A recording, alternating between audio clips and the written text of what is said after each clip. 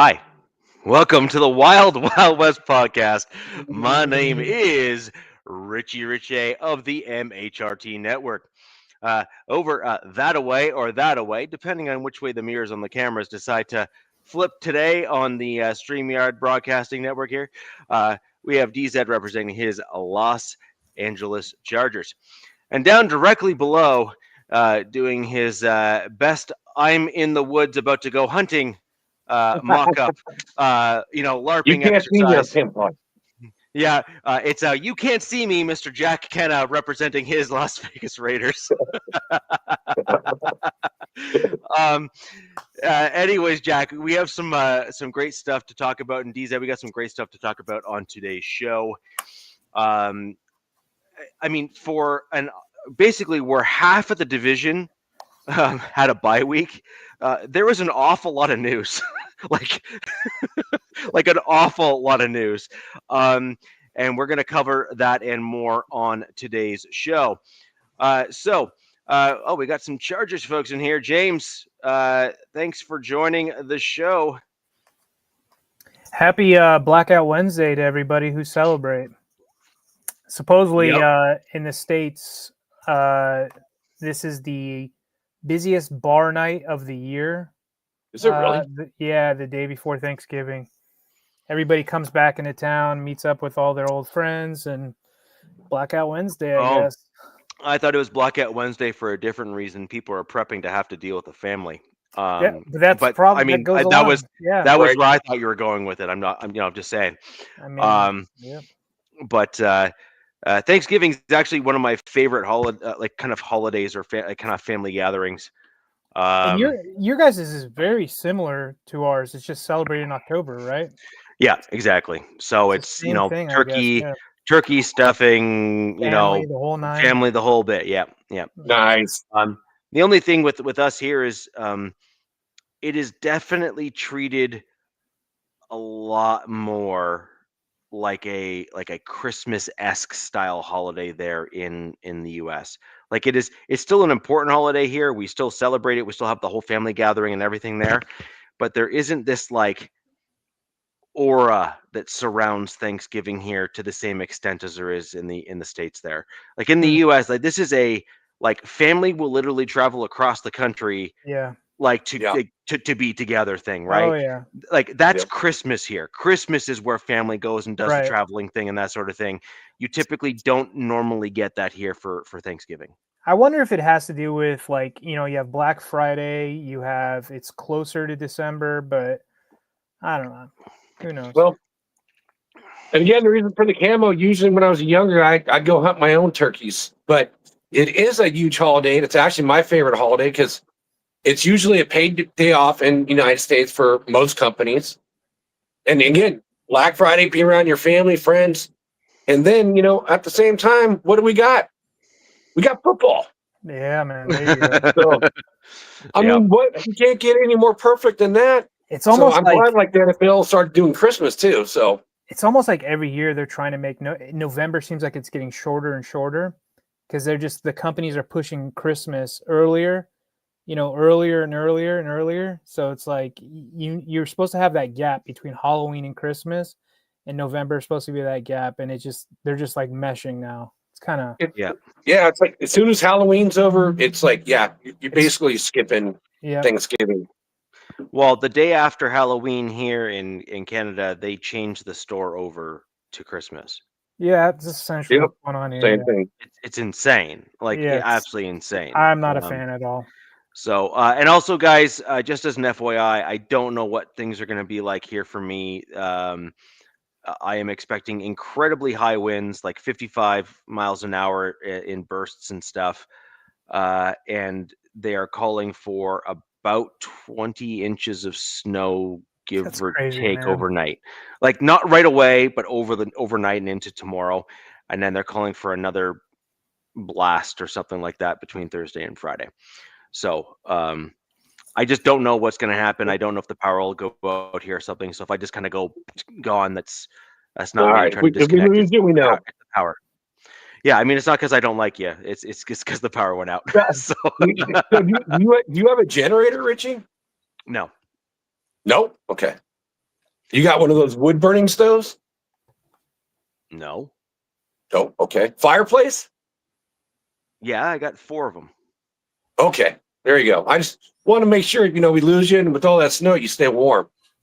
Well, if you remember last year when last year, I lost power for like 7 days. Right.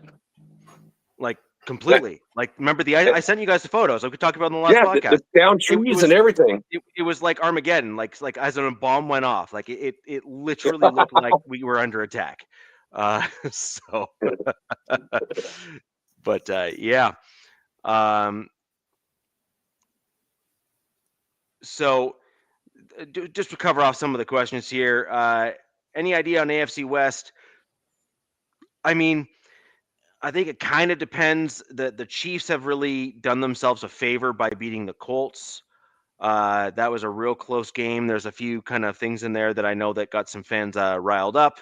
But Chiefs fans are rightfully, riding high a little bit because that was a critical game for them. It was against a very good team.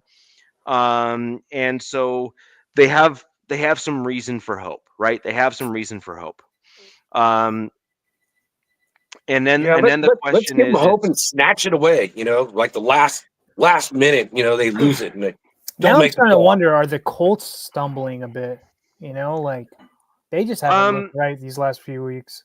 I think so. I think they're probably suffering from some fatigue and injuries and stuff like that are probably slowing them down.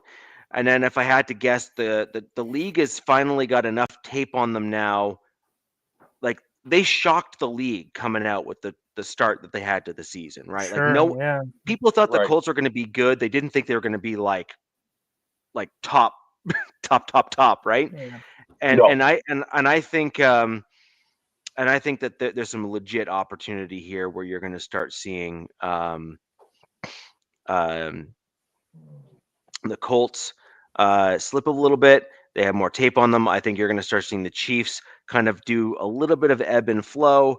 And then Chargers, it's going to be a question mark. It's a legitimate. Do you know what? I put the Chargers in the very same camp this coming week as I put the Chiefs in last week, which is, what's actually going to happen here? They're nipping on the hills right now, on the heels of the Chargers, and then so are the Jaguars. And then you've got to look at schedules. You got to look at, just a whole myriad of things. Yeah. Which teams are dealing with what.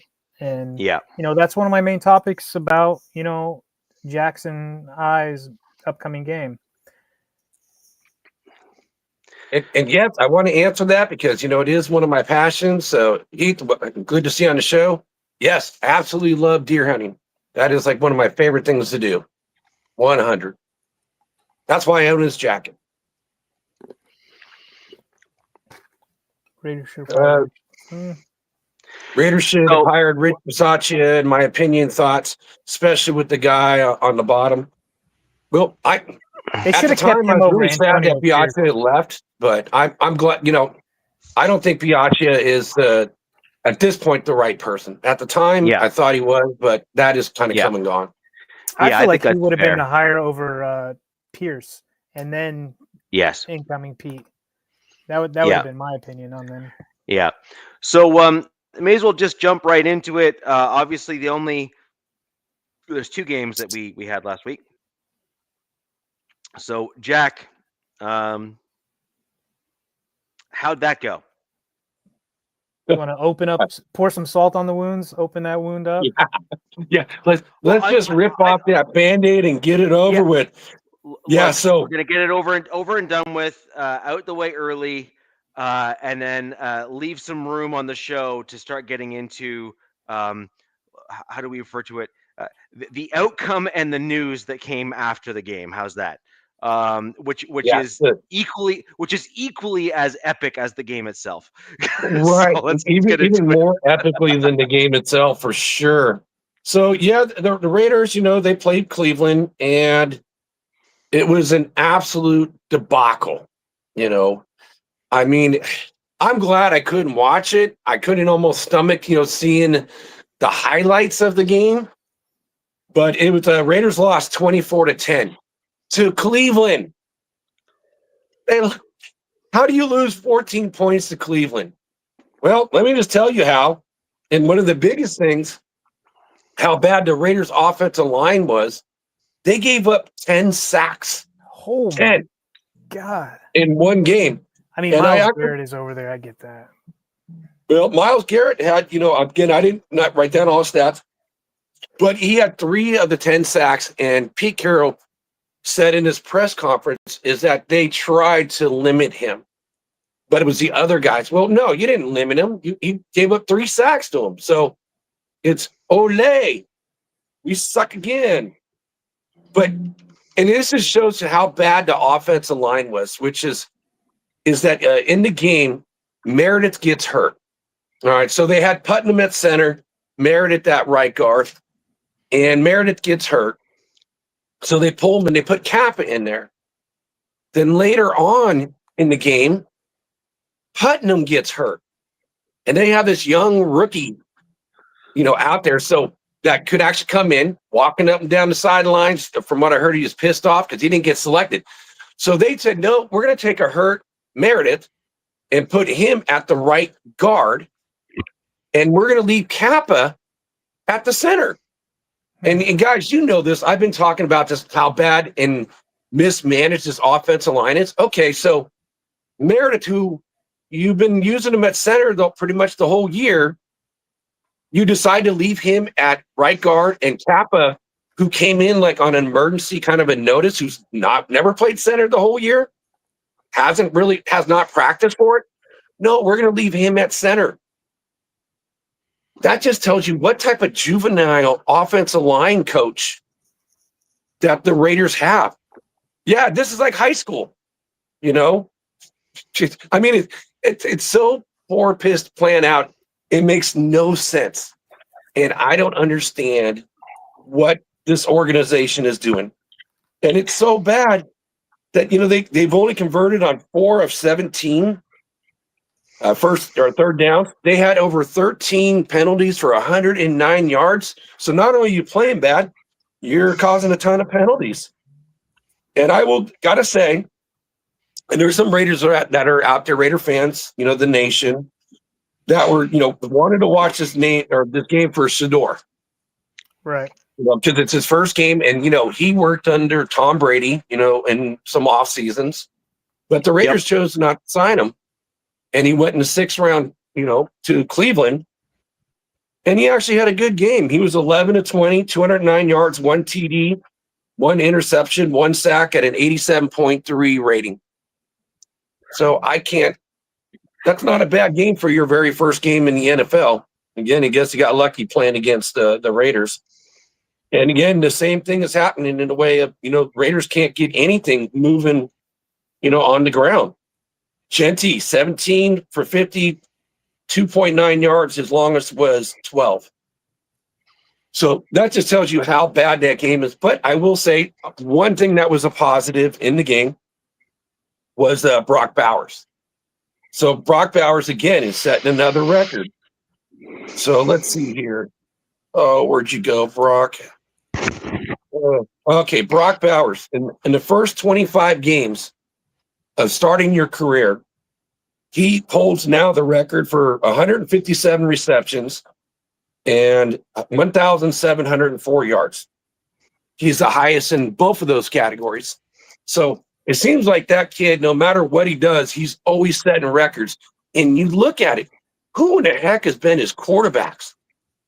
No, If you would have got somebody like a Matthew Stafford, somebody who's decent and legit, then it's like those could have been so much higher. So it was a blowout. And you know what? It's like I'm almost glad they didn't win.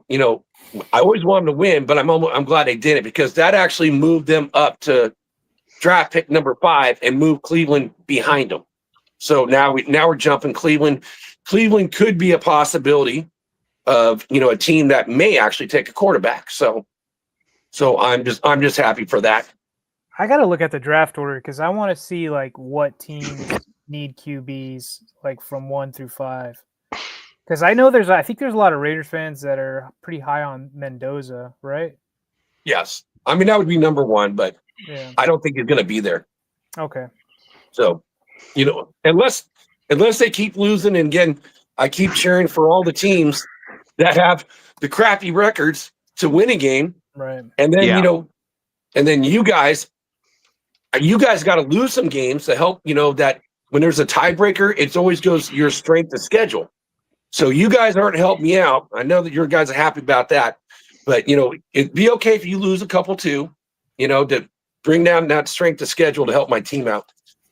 But with that being said, that was a beatdown and 10 sacks. Oh, and that was the last time that was done was 1999. Yeah. The last time they gave up 10 sacks, and it was against Kansas City, which I don't want to say that one again. But yeah, so it's been 26 years for giving up that many. But after the game, I mean, literally, I wonder if he, how soon did he even get in the locker room? But the Raiders, fired Chip Kelly. Their $6 million man. So you got to think of this. There's only 3 guys on the entire offense that made more money than him. That's wild. Gino, Colton Miller, and Aston Genty, which was making only $100,000 more at number 6. So I mean, Chip has actually been horrible, for the Raiders, and it's amazing that Chip, almost lasted this long. It's just nothing ever seemed to work. He was in disagreements with Pete. They don't mesh. Jack, I heard he wasn't even a hire from Pete, that it was Tom. Supposedly it was Tom Brady that brought in Chip Kelly. I hear different. Yeah. I've heard that Tom liked him, but I also, you got to think about it. Pete Carroll was not the first choice, and the year before it was Kingsbury was the number one. So I don't know how much of it's Tom or if it's a combination of Tom and Spytek, for that. And I can understand it, but the only time that Chip's only done well is when he's had exceptional players. Yeah. So you look at Ohio State, 2,000-yard running backs, 2,000-yard receivers. He hasn't had that since his days in Philadelphia. So the stint with the Niners, he didn't have it. Definitely doesn't have that here. So, Chip, thank you. You are nothing but a bag of chips, and the Raider Nation's not happy. His person that he brought over and follows him around is a guy who's assistant, Bob Bicknell. So he's also gone. So that gave the promotion to Greg Olson. He's the interim offensive coordinator. Hey, what's up, Ed? Happy Thanksgiving, man. That made my day. That literally made my day. Ed, my day at work today was, in a word, insane. From start to finish. That comment made my day. So thank you for that. That was hilarious. Thanks for doing the show. We're gonna get into some of my comments on Nav's show. I was hoping to see Nav pop in today. I'd love to have him jump on the pod if at all possible. That'd be great to have him speak his bit on your QB as well. But anyways, thank you for joining. Leave your questions in the chat, and happy Thanksgiving to all the fans that are joining us today. Obviously, as a Canadian, my Thanksgiving has come and gone, but the big day for those Americans that are joining the show is coming up tomorrow. And I'll save the Geno. I'll save the Geno stuff for the end. So just in case if Nav pops on, because I haven't seen Nav doing an impromptu show in a while, and it's watching. I watched the whole thing from beginning to end. He was fired up. So I hope he sees my text that I sent him and the text that you sent him, and I hope he does pop on. But I'll save the Geno piece to the end. So Greg Olson, again, is the one who's going to be the interim offensive coordinator for the rest of the season. And for the people who don't know, that's not the tight end Greg Olson. It's a different guy. Yeah. Well, not the tight end, Greg Olsen. This guy's been around for a long time. He's actually had his stint as the offensive coordinator for the Raiders back in 2013 and 2014, then gone. And then under John Gruden, well, John Gruden called the plays, but he was his offensive coordinator for advice from 2018 to 2021. Okay. So he's kind of a run 'em first style guy. So that's something we hope. But again, from what I said on last show, they're 0.4 before, yard before you're getting hit. So you're not even out of the backfield when you're getting hit. So we'll see. We'll see what he does. I'm not expecting a whole bunch, especially not with this squad. But the one person that really needed to go, is Pete's son. Again, I just mentioned the offensive line to you guys, right? Well, who's in charge of that? It's Pete's son. He's putting guys in positions they don't play. And, he's still got, a job. And I guess you need to be the coach's son in order to retain your job. But that is getting Raider Nation fired up and seeing what this guy's doing on here. And even ex-Raider players are now starting to jump in. So, like Lincoln Kennedy, even though Lincoln works for the Raiders, he was kind of more, mild-tempered. But a guy that I like, and I know Richie likes this guy, I know Raider Nation likes this guy, is Richie Incognito. Back in the day, he was the Raiders left guard, just a nasty. He's like a JPJ style player. If anyone doesn't know who he is, he's just got that type of mentality. It was like a JPJ clone almost. Yep. Yeah. Or JPJ is a clone of him essentially. Yep. So this is what he had to say about Brennan Carroll, and you guys have been hearing me. And then everybody else, you're right, Ed. I agree. I can do a better job than Brandon Carroll. I can put the guys at least in the right spot, where they should play, right? Versus where they shouldn't be playing. So this is what Incognito, when asked, what's wrong, what's going on about Brendan Carroll. So I'm going to read this to you. Excuse me. He's got to go. Brendan Carroll hasn't developed this group at all. They have gotten worse every single week. Zero progression, zero improvement. The fundamentals just aren't there. Bad footwork, high pad level, slow hands, blown assignments everywhere. When an O-line looks this lost in week 11, that's 100% on coaching. And there's a part that drives me crazy. We've got 2 third-round rookies who haven't even sniffed the field because he can't get them ready to play. That's the job. Develop young linemen, coach them up, give them a chance to grow. Instead, this room is flat out regress. Nobody knows how to block, and the technique is awful. At some point, you have to hold the position coach accountable. I don't know if he will, just because he's Pete's son.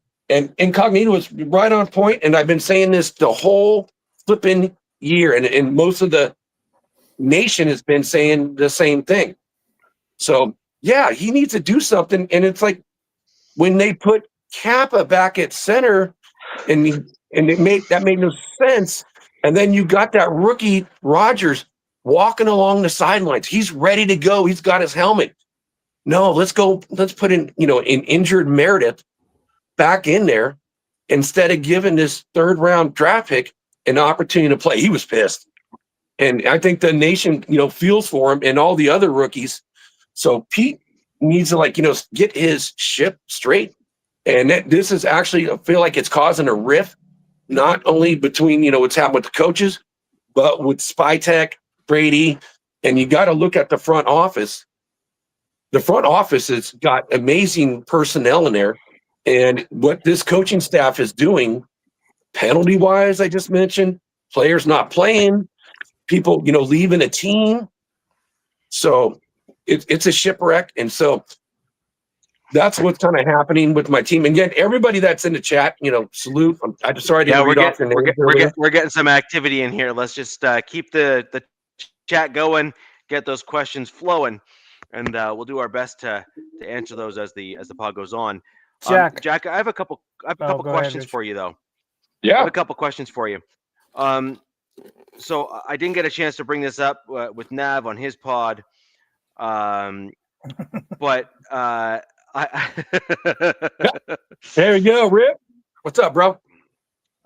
So number one, what I'm really surprised with is Raiders Nation not holding Spy Oh, Tech wait. accountable. I got to stop you, okay? Because this is going to come back later in the show. It's Raider Nation, not Raiders Nation. It's Raider Nation. I have to I'm a correct you on Broncos that. fan. I'm allowed to screw it up. Yeah. No, Raider Nation, right? So you got Raider Nation here, who's all over, yelling at Brendan Carroll, screaming at Pete Carroll.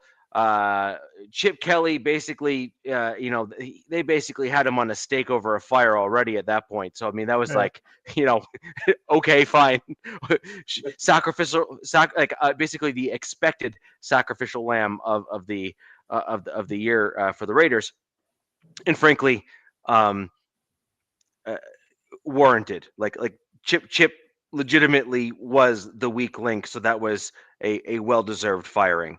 But and you hate to see guys get fired, but at the end of the day, it's a results-driven business, and your offense actually regressed rather than progressed under Chip Kelly, and he's the head of that ship, so he kind of goes down with the ship in that regard. But the one thing you're missing, I haven't heard you mention it, I haven't heard Nab mention it. I don't think I've heard Captain mention it either. Captain's actually normally a little bit ahead of the curve and some of that kind of stuff, where he kind of will at least talk about the front office a little bit. Is Spytek himself.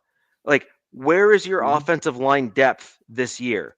Where is the recognition that your offensive line was not up to par coming into the season from your front office and from your GM?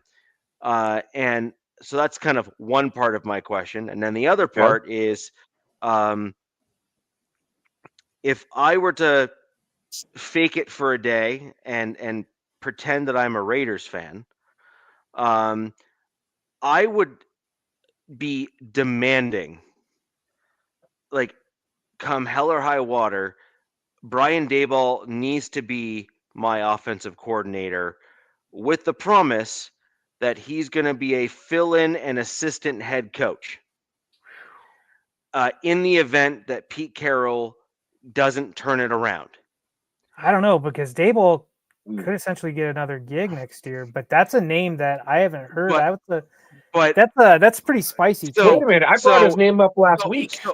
But for the Raiders, no, I brought it up in Daboll in terms of on the show. I talked about potential offensive coordinators. Before he got fired, I have a list of different guys, and he's actually one of the guys that I had on there. I had, also, Joe Brady, potential, Mike McCarthy. I said, you guys remember this? I said Mike McDaniels, if he gets fired, I would want him as an offensive coordinator big time. Yeah. So McDaniels is another really interesting dude who would be an excellent OC for you guys as well. But my point is that Daboll would be a really interesting choice, because Daboll actually had a pretty good run there at the beginning with the New York Giants in terms of how the team was looking. It's clear that he can, in fact, run things as a head coach.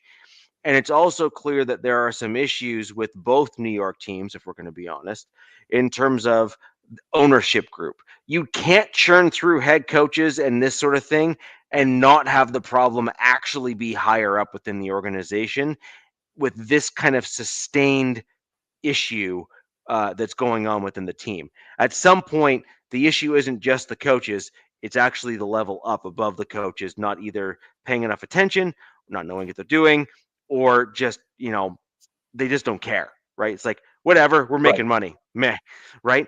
And so I would love to see you guys, if I'm playing, Raiders fan for the day, go out and get Brian Daboll, keep Geno Smith, because I think Brian Daboll.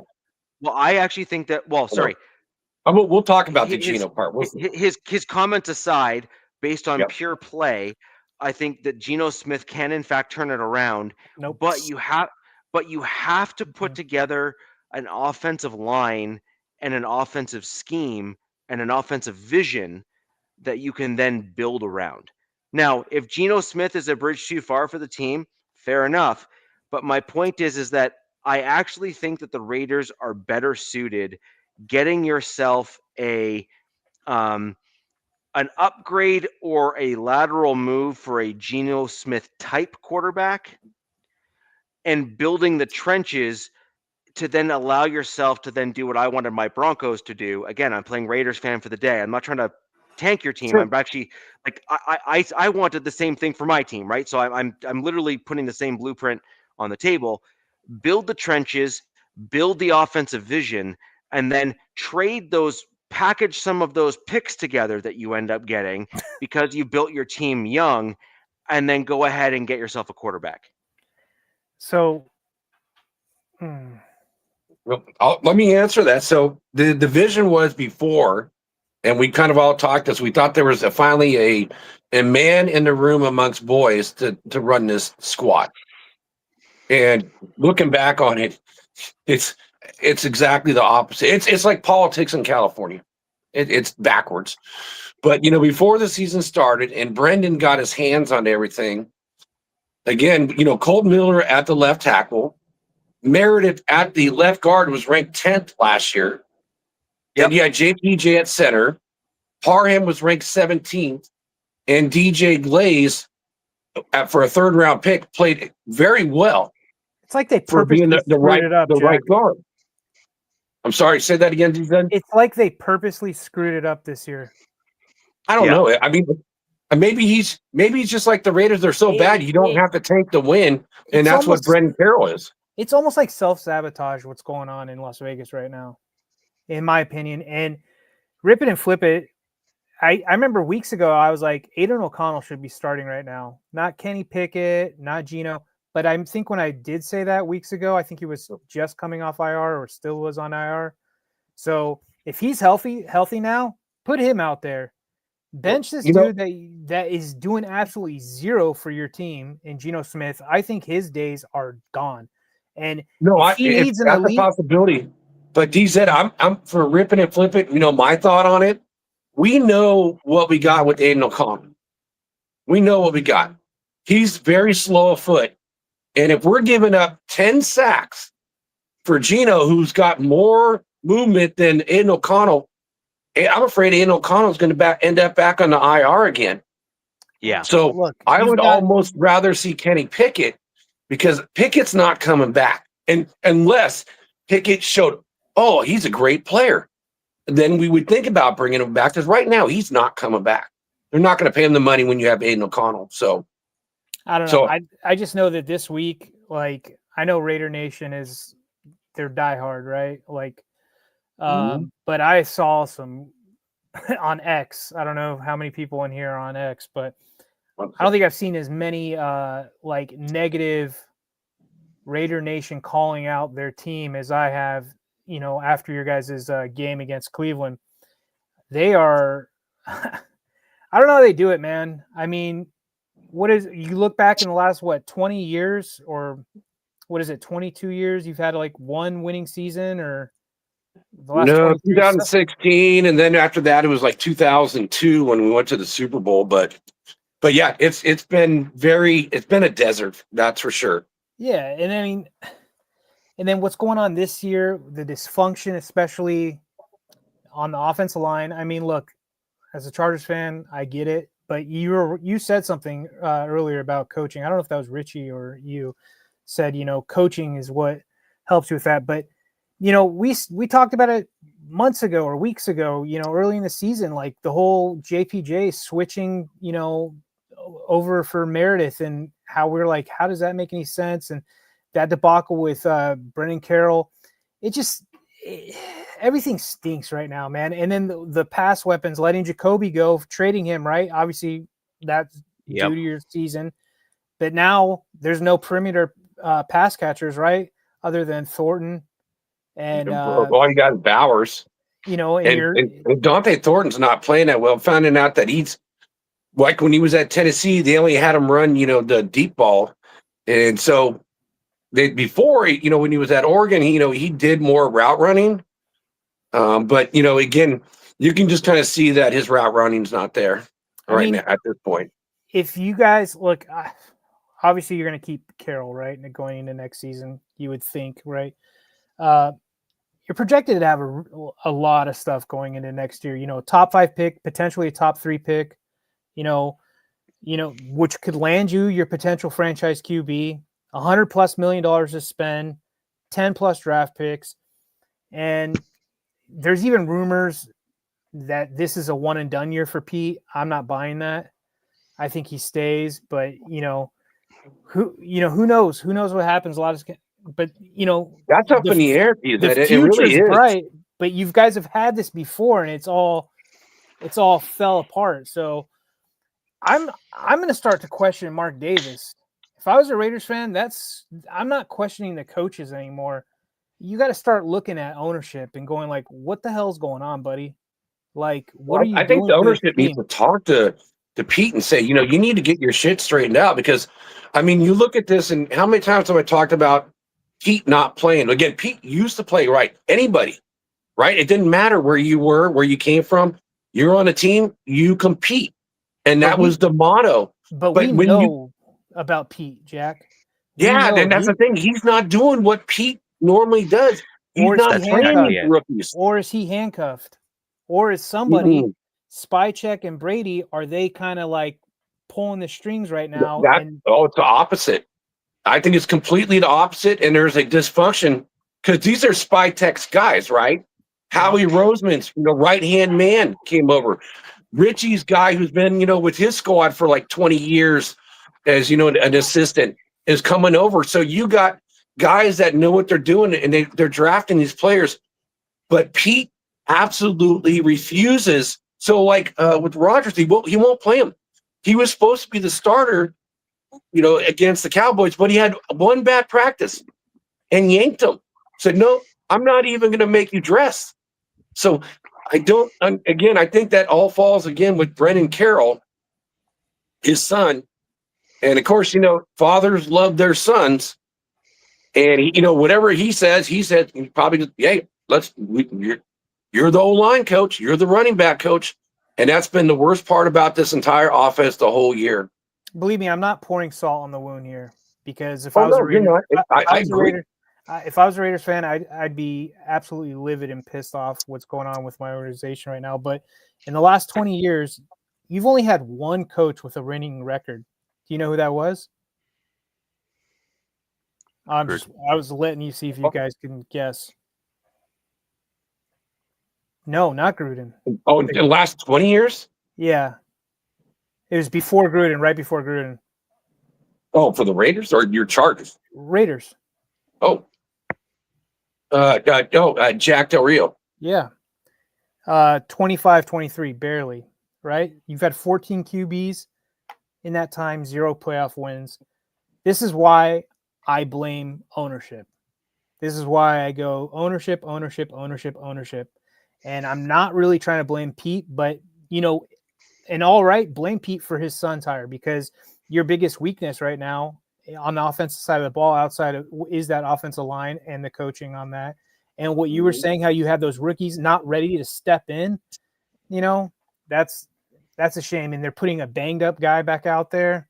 And then, 10 sacks, like that's bush. It's like, what do you have to do, and how bad did your starters have to be to get these young kids playing time when there's nothing to play for? And, and kind of what, Richie said, for, getting or drafting an offensive lineman.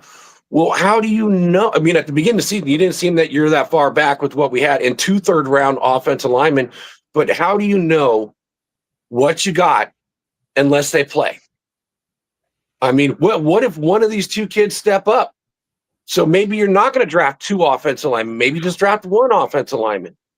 You got to see what these young kids can do and let them get out there. And both of them had like 4,000 snaps in college. So they drafted them because they had a lot of snaps. They're durable.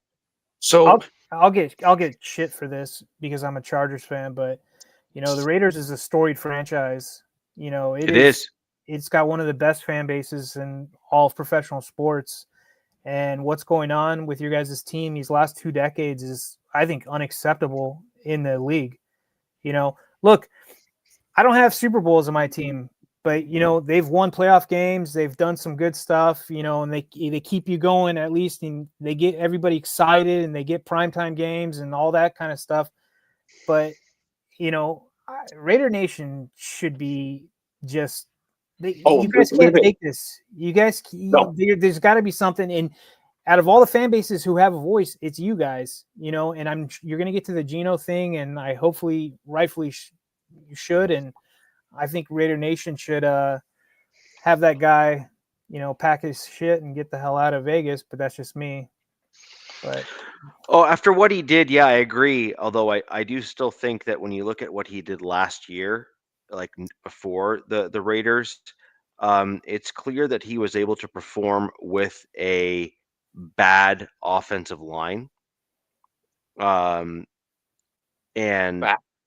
do okay. I don't know if this is bad. Yeah, I think the Raiders are on pace for they're getting close to like their all-time record in giving up sacks. I think their record is like 73. Again, if I recall it right, and I think they're on pace for 68 right now. So that just says definitely one of the worst offensive lines that they're putting out there. And you guys did right by firing Chip, because your offense last year was better than your current offense this year. So yes, it was. Yep. So that's a sad thing. Yeah. Yeah, it was. Jack, you are right in that front that your offensive line is obviously the problem. You got the other piece that we're kind of missing here is you got a top tier running back that is deemed as a generational player, and combined with the offensive line not blocking and him not being coached up properly, he's really way underproduced of where someone of his caliber should be in the league. Like, realistically speaking, you should be talking about Genty the same way that you're talking about Bowers, right? Based on how he was drafted and his possibilities. We're talking about Genty the same way like we're talking last year as Raider fans as Zamir White. Yes, exactly. I mean, the way of production. So, sorry, I have one other question, and this is from a Broncos fan's lens here. Having had a team president, executive of football operations, roll my eyes every time I hear that crap. But John Elway was a meddler. So he kind of, rather than running the team as a whole, he kind of loved Jerry Jones. Yes, exactly. Like Jerry Jones. He loved to kind of reach further down the org chart and kind of, tinkered a little too much. You know what I mean? Did too much further down the org chart rather than focusing at the big picture. So I'm looking at Sandra Douglas Morgan, who is your team's president. Before we go all the way up the food chain to Mark Davis for sure, I have some questions about her as well as John Spytek as the GM combined. Is Spytek being held back in terms of what he's allowed to do, or is Spytek overexerting himself because he's trying to show that he knows what he's doing? Like these are all questions that I often ask myself. I'm giving Spytek a pass. This is right. He inherited and you know what? And that's fine. And I would be willing to do that as well, right? I'd be willing to give him a pass. But then literally, if that's what you're saying, then you have potentially only two things left to try to course correct as a Raiders team. It's either Mark Davis has literally got to be forced to try to sell the team to move on. No. Okay. And I don't think that's going to happen. And I don't think that Raiders fans want that to happen. And then your only option left is at the end of the season. Right. Then the only option you have at the end of the season is to do what no team wants to do, and you don't want to be that team. But at some point, I guess you got to look at things and say, we made a mistake. Then that would mean that Pete Carroll, you then have to say, look, Pete, Chip was a bad hire. Maybe you didn't bring him in. Fine. But do you know what? You also didn't course correct on your own. You were obviously forced to course correct, which I think is fair, because you don't wait until week 12 to get rid of an offensive coordinator that has proven consistently throughout the season for you guys with problems.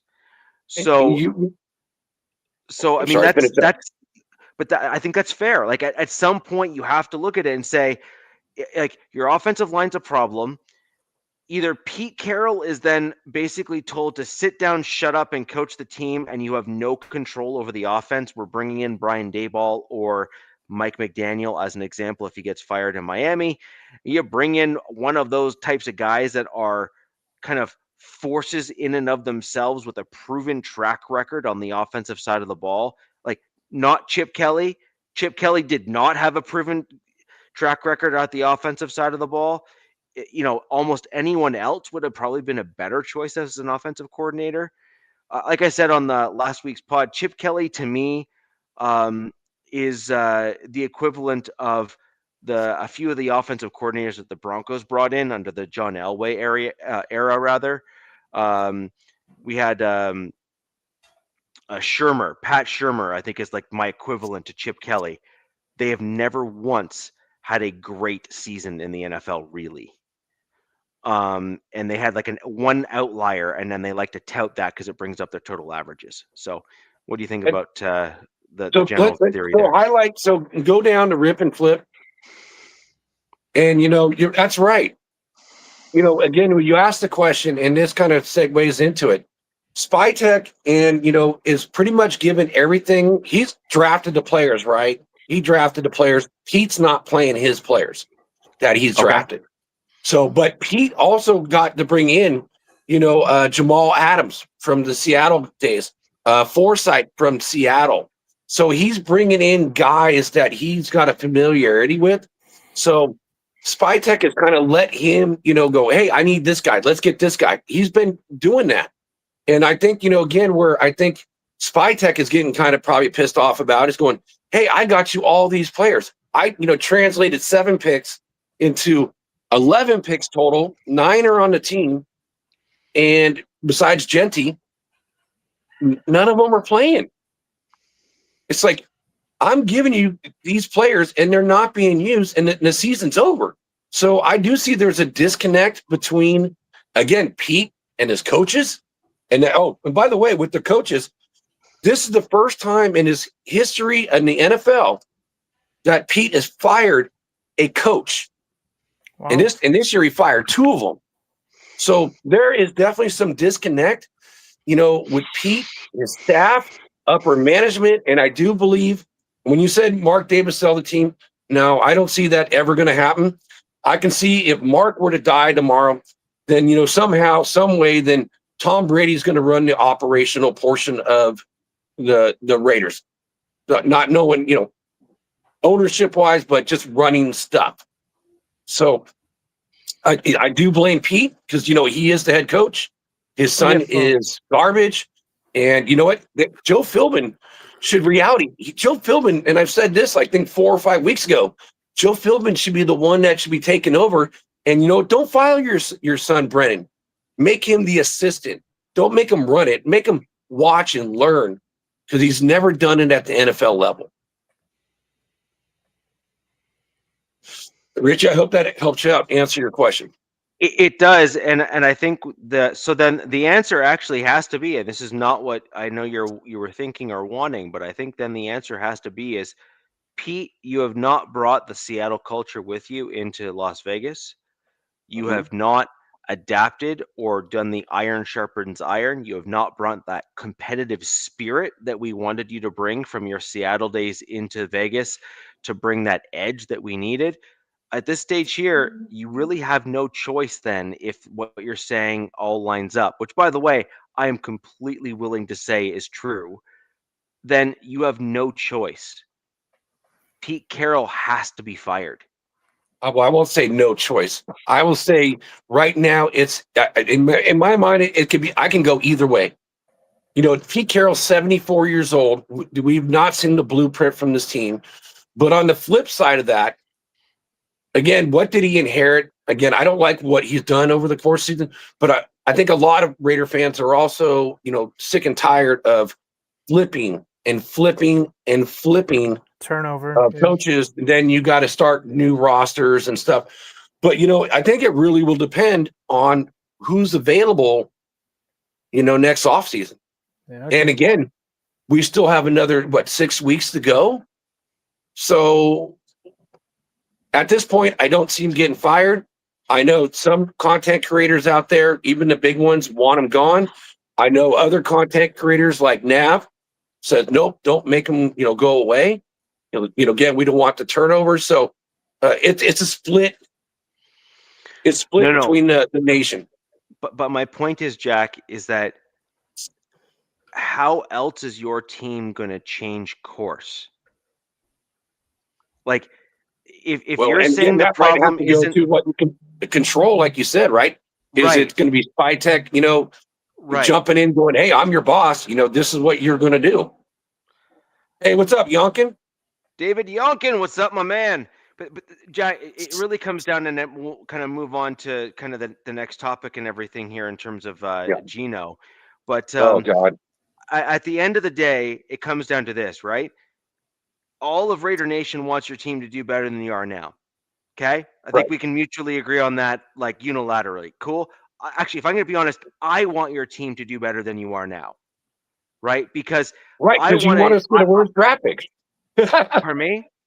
I said you want us to get a worse draft pick, you know. So again, I mean, where you're at this season is a done deal, man. Right? Like you are where you're at this year. It is what it is. But I want the AFC West to field the best division in football on a consistent basis. I agree. And then I want my team to then beat out the best division in football to then come out on top as a result, right? That's what I want. And that's great. But the thing is that if I'm in your position, then the point is that regardless of where you're at this season, regardless of where your draft pick ends up this season, the question is then going to end up being, is that how are you then going to fix it so that you don't do this again? Because that's the question. That's the benchmark. And then the only solution that you have at this point, given what you have said and your responses to my questions, the only solution, and this is totally not ideal, because you then become the team that has the reputation of constantly firing coaches. But at some point, you're going to have to frame it as, we gave him ample opportunity to make proper changes, and the dude never did. He has no vision. He didn't bring a competitive attitude. He promised us he would. Get gone. And yeah, that's going to be the next guy to talk about. Get gone. And actually, the best option for Pete, if I'm going to be honest, the Raiders really should be presenting this to him as his two options, is, Pete, this season you sucked. You did not do what you were supposed to do. Your son may have actually been the only coach on the team that was worse than you, and that's saying something. Right. Okay. So here's your two options, Pete. Chip too. Yeah. Well, Chip's already gone, but again, you could argue that Chip was then a Pete Carroll, not guy, but he was at least the guy that Pete Carroll brought in as a result out of his options available. But anyways, the point here is this. You then go to Pete and say, Pete, here's your two options. Number one, you retire and we have a big celebration to thank you for your service to the team and blah, blah, blah, blah, and we send you off into the sunset. Or two, we come out publicly, say how much of a crappy job you did and that we never want you back in our team or our building, and we kick you to the curb. Take your pick. It's one of the two. Yeah, well, we're going to see. I don't want to go that far. Again, there's still 6 games left. Maybe he changes his ways. Who knows? It's so far on the side, I kind of lean more to getting rid of him, but I also want to see what's out there before I would say one or the other. But the one guy I will say, because Nab didn't pop in, this is what the nation has been talking about, and this is a big story too. Is after the game, Geno Smith running off the field flipping off a Raider fan. And, you know, and what's crazy is that Raider fan was on Nav's channel last night, and I know him in chats. Damn. So it's Hug D's. He gave Hug D's the finger. So it's like the nation, you're the coach, you're the quarterback of the team. You got did he have a sign? Chest. Huh? Did that guy, did he have a sign in that? I don't know. I don't know. I never asked him. So, you know, with AI, you can never trust anything, right? Online. Supposedly that guy, like they have like this picture of Gino flipping some dude off, and I don't know if it's fake or not, but there was like a guy with a sign, right? And who knows what it said on there. But then I'm seeing the picture of him flipping that guy off with that sign. So I wonder if, I don't know, hopefully Nav does pop in to ask that guy, because that'd be clear some stuff. I can ask him, because, you know, I'm in a private chat with, you know, Nav and some others, you know, on, you know, that go on Mitchell Rentz's show. And so Hug D's is also in that chat, so I can probably ask him and see what he said.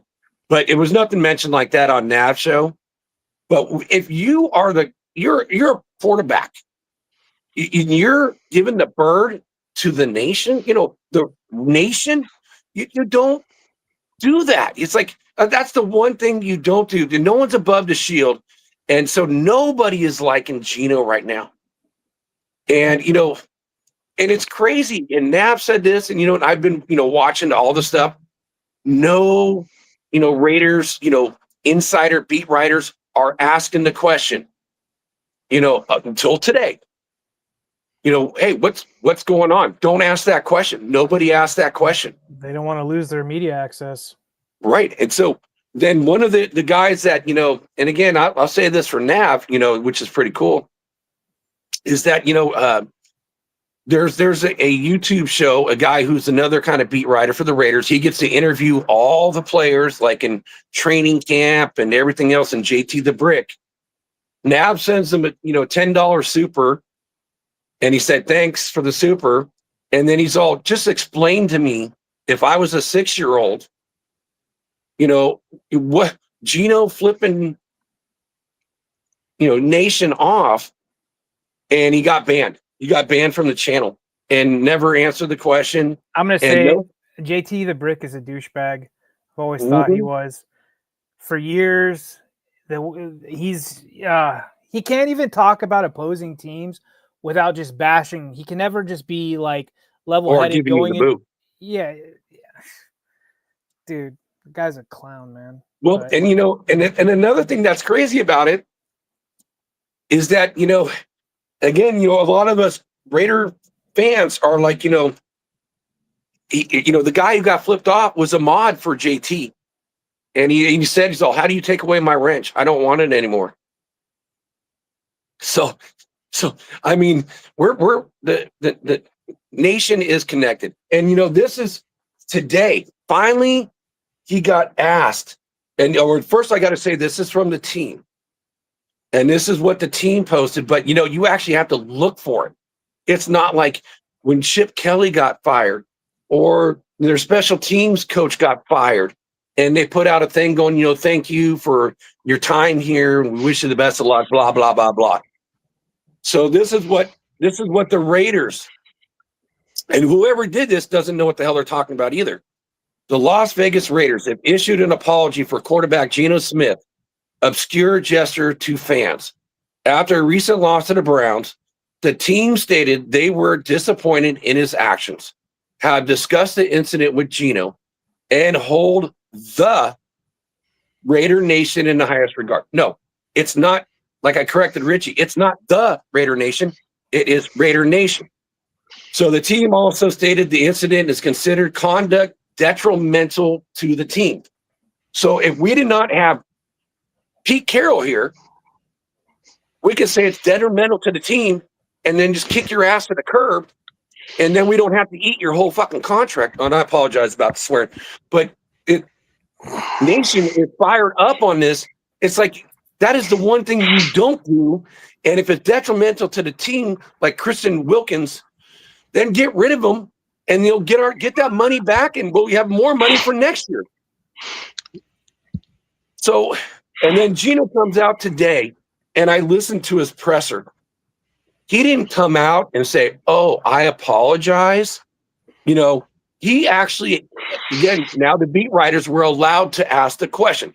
So somebody had to actually ask him the question to get a response out of him, where the first thing out of his mouth should have said, "The nation, I'm sorry.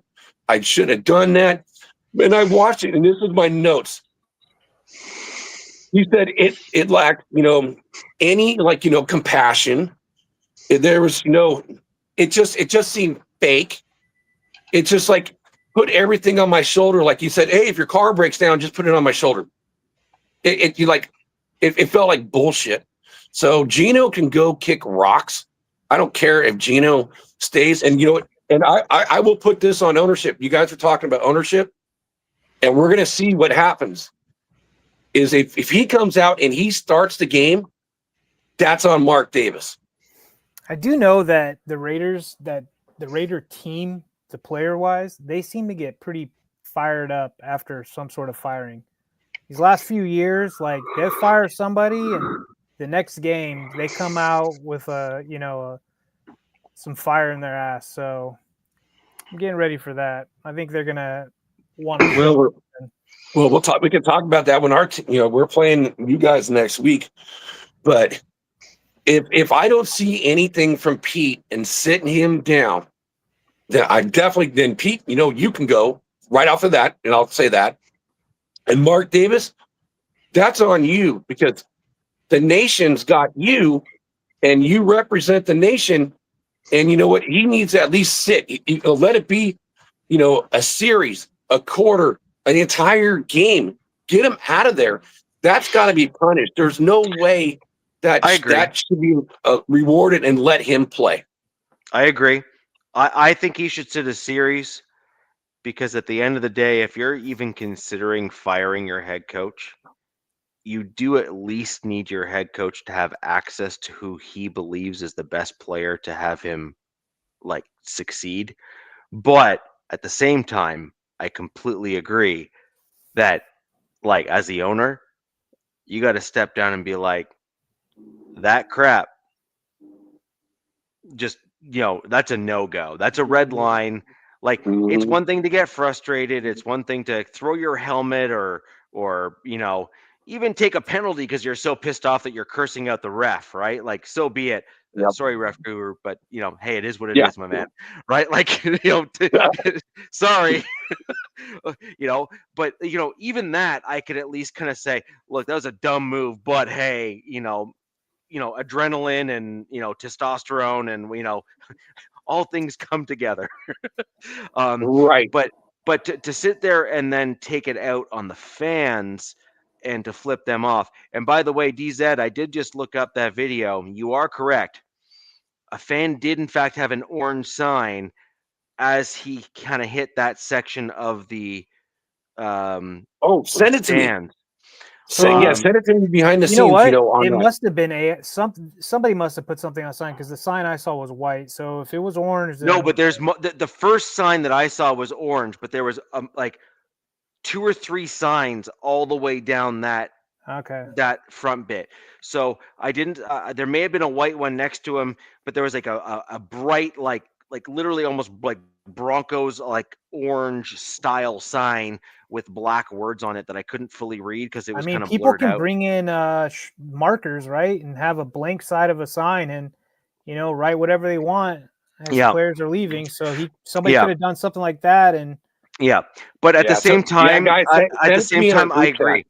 Yeah, at the same time though, I agree. Navman brought it up. Someone else brought it up in Navman's stream yesterday.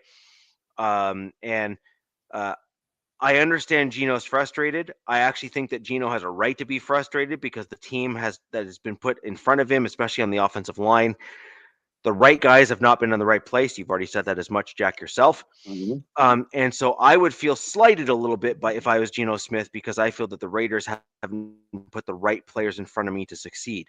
However, that does not then give you the right to then lash out and take it out on the fans. That is a conversation that really ought to be had behind closed doors between yourself, the coaching, and whatever. In fact, I would even be cool, not okay with it, but at least understanding if he's like reaming out Pete Carroll on the sideline, right? Like, Right. what is this? Like, what is this crap, man? Like, Dude, I wouldn't mind seeing him. I'd like to see him fight. But, it's like even this dysfunction, like in what I read, when I emphasize okay, you're representing the team and you're putting out a team statement and you're not even doing it correctly. Like you don't know your own organization. Shows lack of character to me. So, yeah, it just shows dysfunction all around. So sorry, to answer this, Jack, Al, absolutely not. No. Jerry Jones, he'll put up with crap. He had players that did worse. Al would probably kick somebody's ass. Probably he probably put somebody. He probably would have put somebody up against a wall. Yeah, Al would have fired Pete. Mid game. We're doing this type of crap. No, but I meant in terms of like Geno. No, but what Geno Smith did, Jerry Jones would make up some kind of like excuse because he has that like forgiveness style gene. Like he had all sorts of players that did all sorts of really dumb crap over the course of the Cowboys tenure. But Al Davis, are you kidding me? No. Al Davis would have ran down to the locker room after seeing that on the Jumbotron and reamed him out in front of the entire team, like for sure. Like not only would he reamed him out, he would have grabbed him by an ear like he's a kid and pulled him out, like of the building and said goodbye. Look, I'm a Broncos fan, and like there are certain owners like staples within the NFL. Al Davis was one of them, and Pat Bowlen from my Broncos was another. Like just absolute, just upper tier owners in the NFL. Neither one of them would have stood for that crap, like period. And they would have just reamed him out right in front of his face, in front of all of his teammates, in front of everyone. They're like, you disrespect, you respect this, be gone. And they would have done something about it right then and there. Although I do think that from a practical perspective, the owner would have then also given the head coach some grace, given the fact that there was the ebb and flow at the most important position on the field, at least the one that touches the ball the most. Anyways, right guys, there, right there. I'll leave it at that. Geno has zero rights. That's all. He didn't earn that C on his chest either. Yeah. I agree.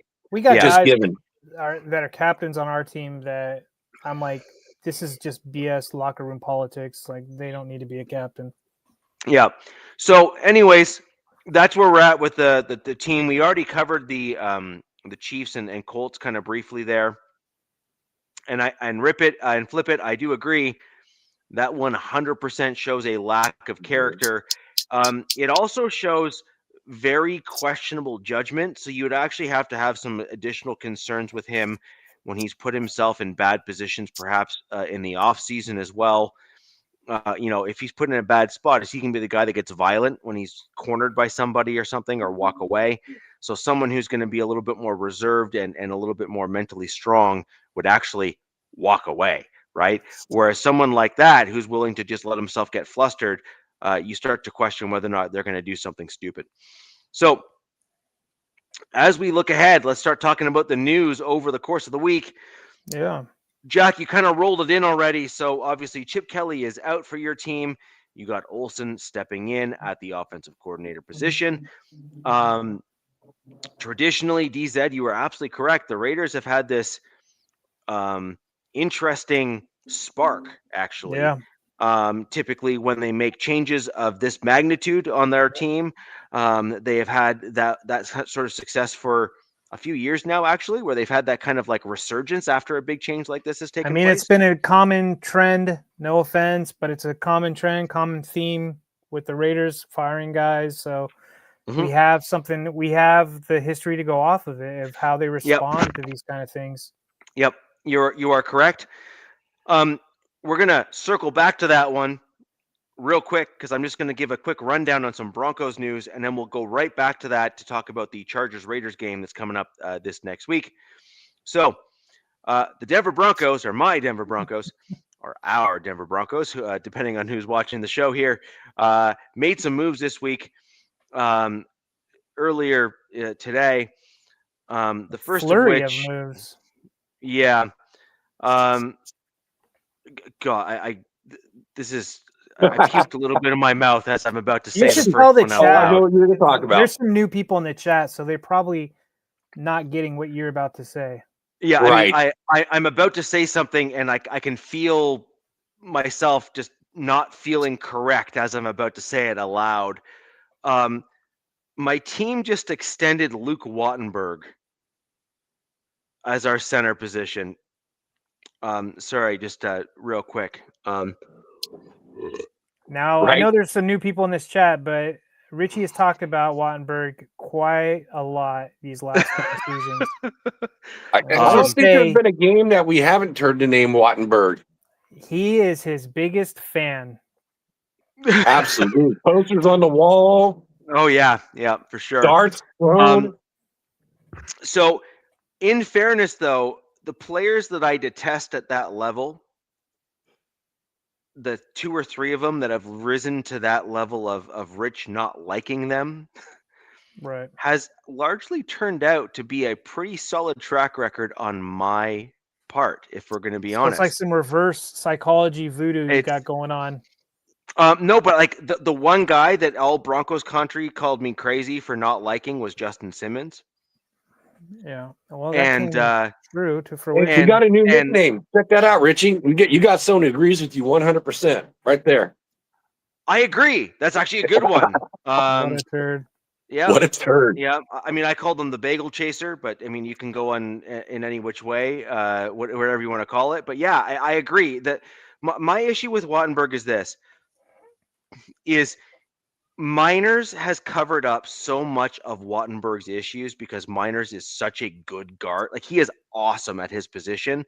And you even seen him in games where he has like bagel chaser too. But you've seen Miners literally push his guy back and then turn over to Wattenberg's side to hope that he's also able to block Wattenberg's player too. Like, that is just how bad Wattenberg has been overall. And because of Quinn Miners being beside him, Wattenberg has just looked way better than he actually is. And that's saying something because I think he looks like trash. Like, even with the help that he's getting from Miners on the right side.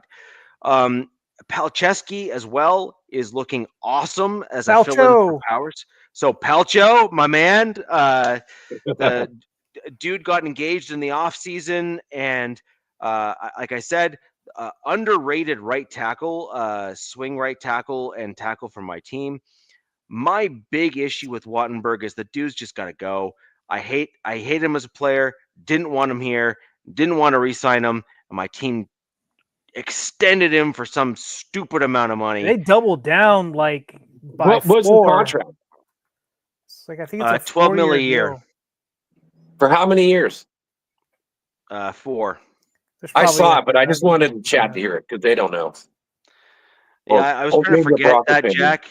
You know, there's certain things that I was just like trying to like will into fruition, including Alzheimer's on a single and sole issue. I'm gonna stop shopping at Walmart. Damn it. So anyway, for these players. Yeah. So anyway, that's what my problem is. There is we've got big time issues in terms of him. I think that's going to come back to bite us.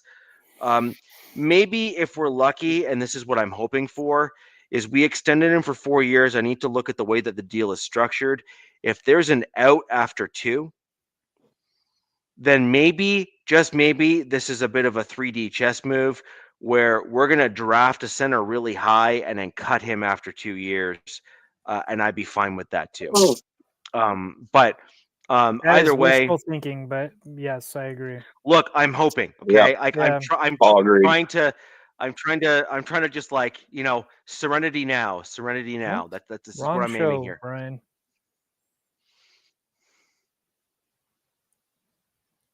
Yeah, we don't do that. Brought to you by. And look, I agree. So this is the thing with Wattenberg is that generally speaking in pass pro, he's okay. Like as in like when I say okay, he's in the upper tier, like upper half of the centers in the league. But in run blocking and some other certain types of plays, including mid to high tier defensive linemen that do stunts. So they'll come from, say, the outer shoulder of the guard.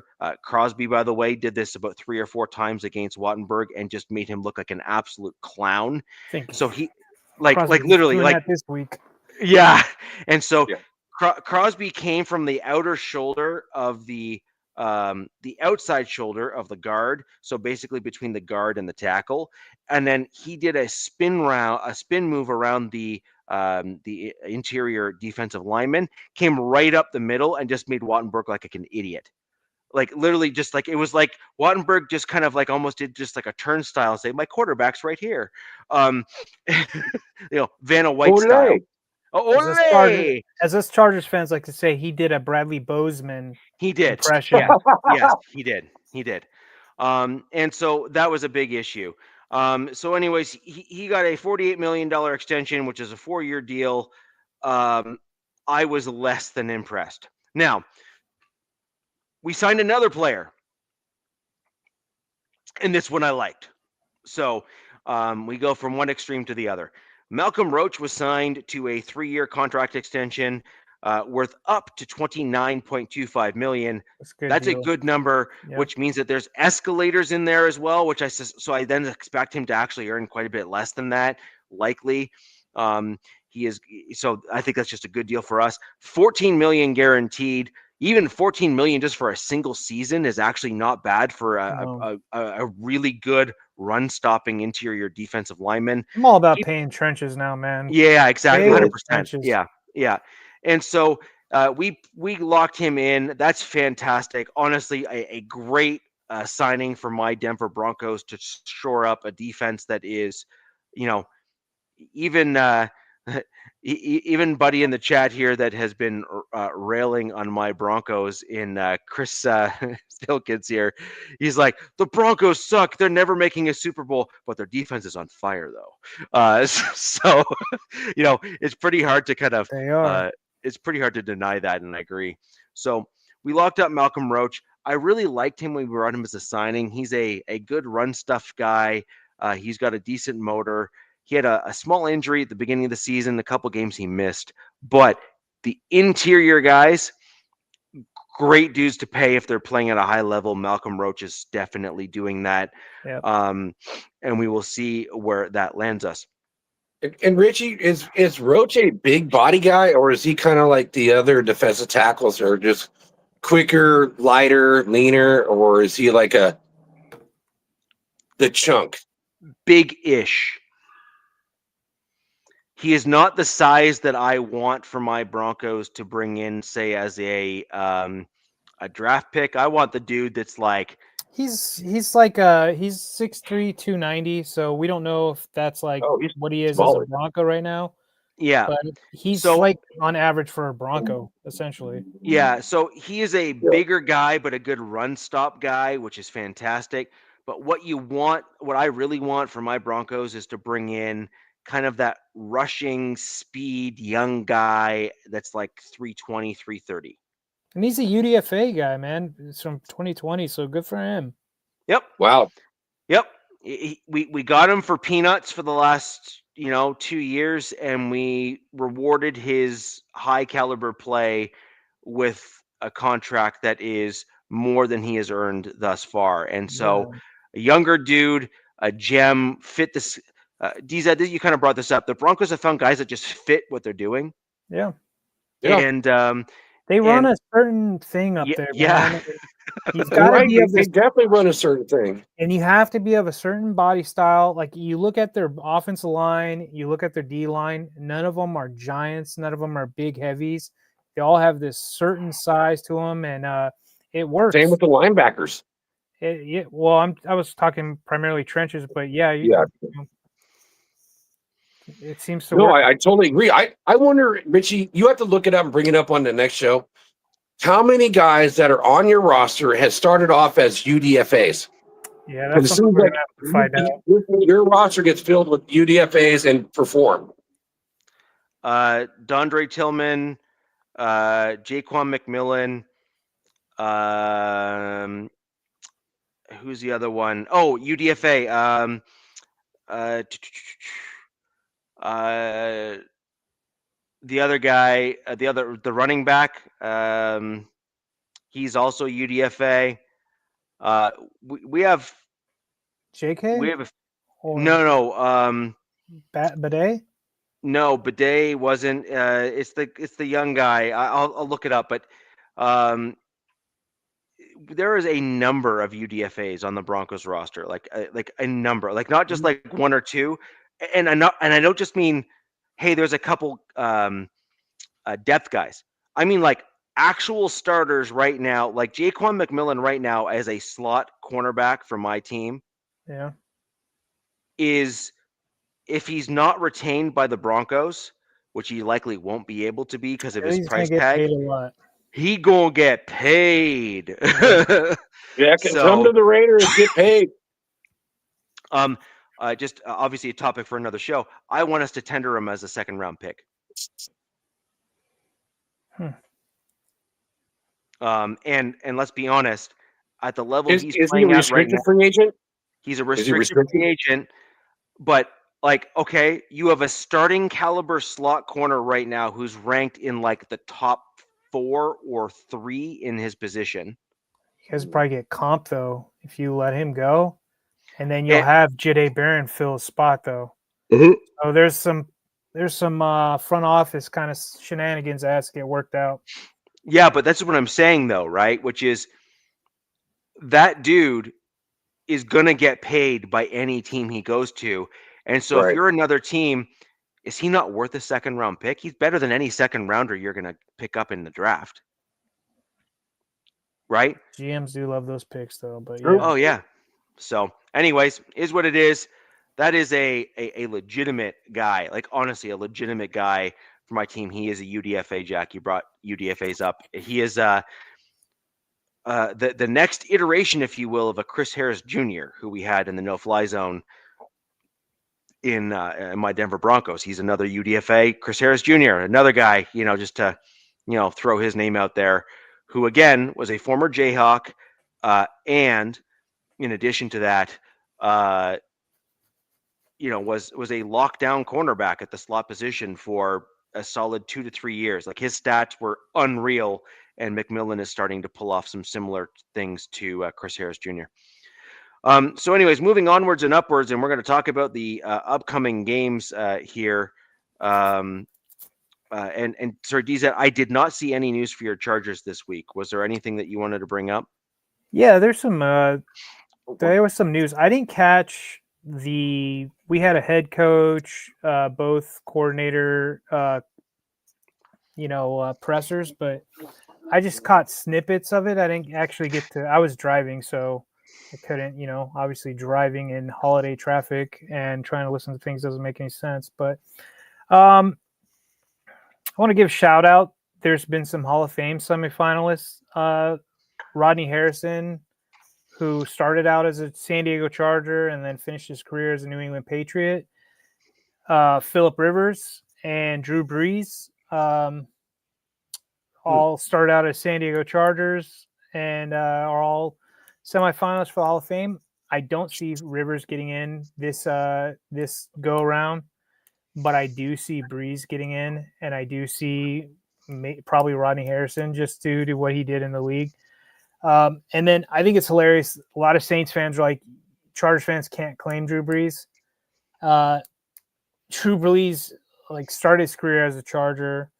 He had a passer rating 84.9 with 12,348 yards and 80 touchdowns in 59 games. So I think we can claim him. I think we can share him. How about that? I think both teams can honor him. So I thought that was pretty cool. I'm a big Philip. Yes, we can. Yes, we hope. I love Drew Love it. Brees. I thought he was fantastic, and the team obviously took a gamble due to his elbow and went with Philip Rivers.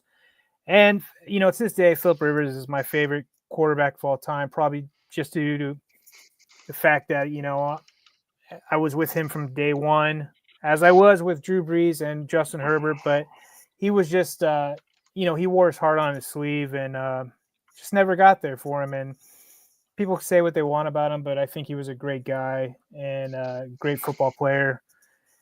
And I don't think he'll get in this round, but we'll see about the future. And then another shout out I want to give Khalil Mack.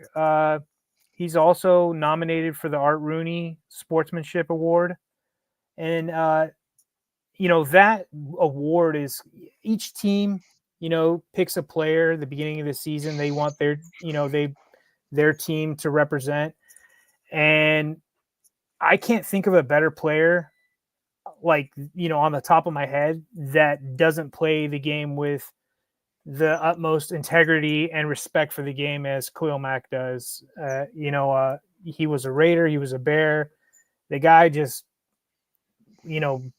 breathes football, and he's on and off the field. He's a great guy. And so, best of luck to him on that award. And then, and those who don't remember Khalil Mack, it's like he's kind of like a Max Crosby guy. He puts the work in, and he lives and breathes football. So I hope he gets it. I'm rooting for him. If you guys don't remember, earlier in the season, I can't remember off the top of my head what game it happened in, but he had his elbow jump on the show. He had his elbow what is this? I love it. That's hilarious.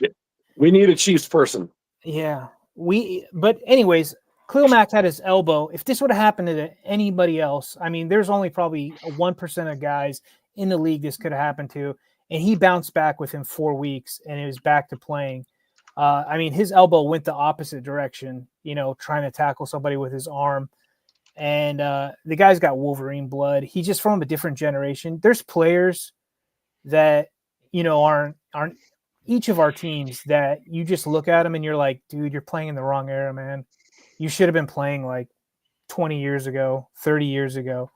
And to me, that's Khalil Mack. That's like Derwin James. There's these guys that just are built for what we grew up, that game that we loved, and now we're playing in a different, faster, more finesse game, let's just say.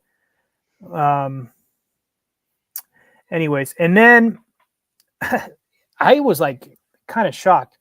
I told you before the show I was busy. I'm driving home, unloading the truck, had to head back out. So I'm throughout stops, I'm checking X and Twitter, whatever. And I saw our injury report heading into this week. And I'm like, holy crap. It was 3 guys, and 2 of them, both their windows got open for the 21-day coming off IR. And that's Omarion Hampton, the running back, and Otito Ogbonnia. Well, no, Otito Ogbonnia, I don't think his window was open, but he is practicing.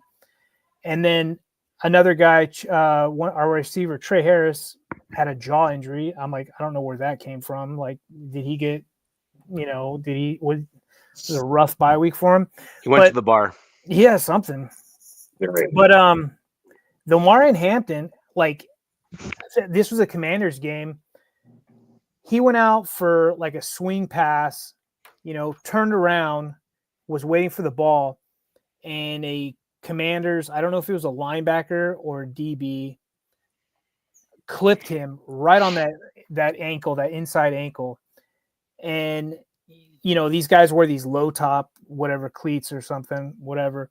And it looked painful. So he went out of the game, and we're like, oh, it's probably a sprain. Well, come to find out, fast forward all these weeks later, it was indeed an actual fracture. So he did fracture his ankle. But then again, from what I'm hearing and from what I'm understanding is that is actually probably the best case scenario opposed to a soft tissue injury for him. So if he just needed that bone to heal up, and they just like, all right, man, like keep you in a boot for weeks or on end, and then we'll ramp you up. So I don't know if he's playing against the Raiders this week, and if he does, I'd probably think he'd be on a snap count against the Raiders. But this team desperately needs the run game back, because they got to combat from defensive linemen teeing off and humping Herbert up and down the field. But yeah, like a dog on a leg, right? Pretty much, man. It was pretty bad. I hope this team, like, obviously during the bye week there wasn't much news. You saw some of the players like wherever they went on vacation, or they went on little mini vacations, just like I did. I think I needed one after that last game.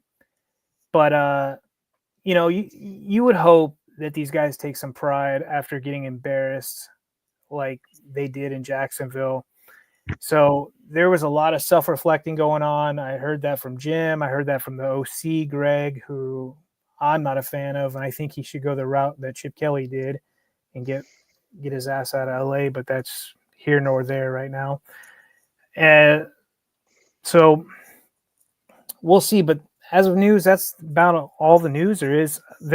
Looks like they did some they showed some offensive line kind of stuff this last practice, which is going to make some fans happy. Is at left tackle they put Sawyer out there, and Sawyer years ago played left tackle. Yeah, he's our swing lineman. He played left tackle when Slater got hurt with I think it was a pec, kind of similar, or a bicep, one of the two, a few years ago, and he did decent at left tackle. And to be honest with you guys, he can't be any worse than Turnstile, Deculus, or Penning's debut. I mean, Penning's debut against the Jags was just like, it was like a horror. It's like one of those B-rated horror movies. You're just like, oh my God, this is horror. This is bad. So it was Sawyer, who a lot of fans would like, Zion, Bozeman, and then Becton, whatever. They're just getting their money's worth at this point. And then Pipkins, who going against Max, he's probably the only guy that we have to go against Max that can kind of deal with one-on-ones if he's healthy. If we put Hart out there, Hart kind of needs, help with chipping and such.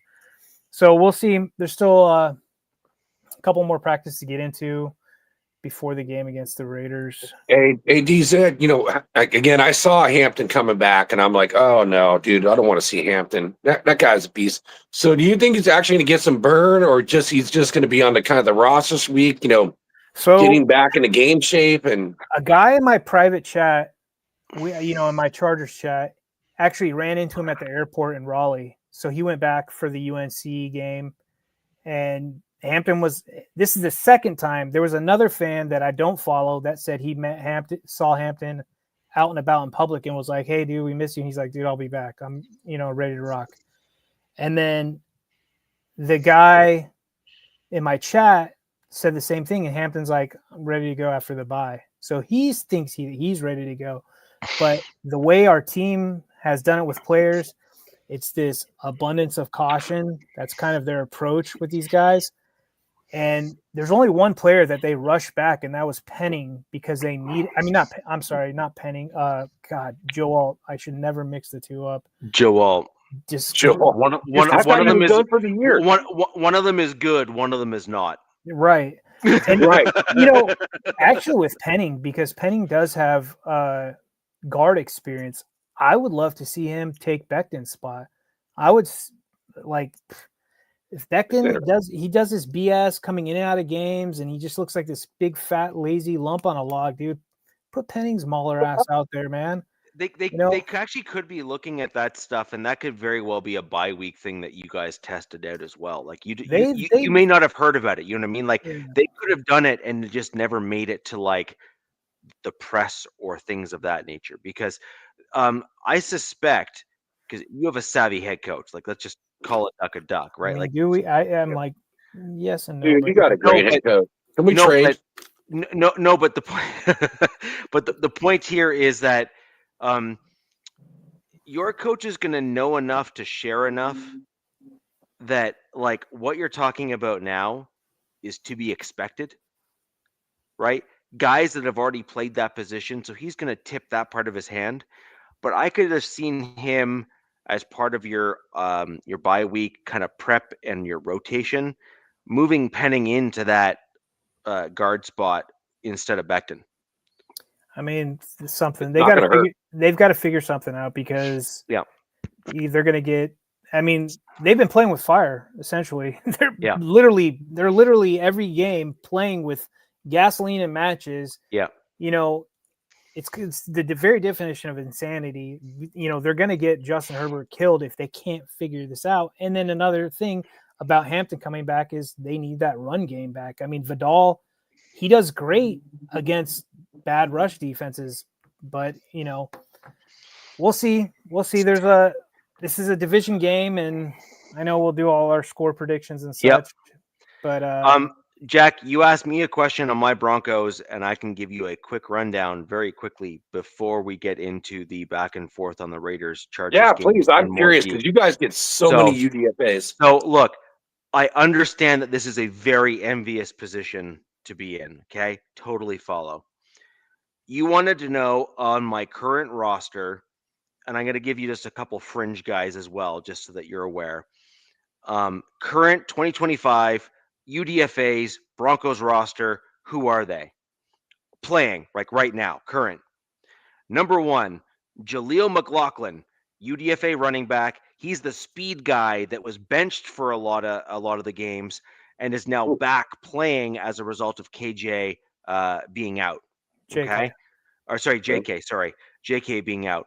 Jaleel McLaughlin is that speed guy. He's kind of limited in what he can do. He's not great in pass pro, but he's really good at that kind of like quick one cut style run, which is kind of desirable, but he's a little bit narrowed in some of the other things that he can do.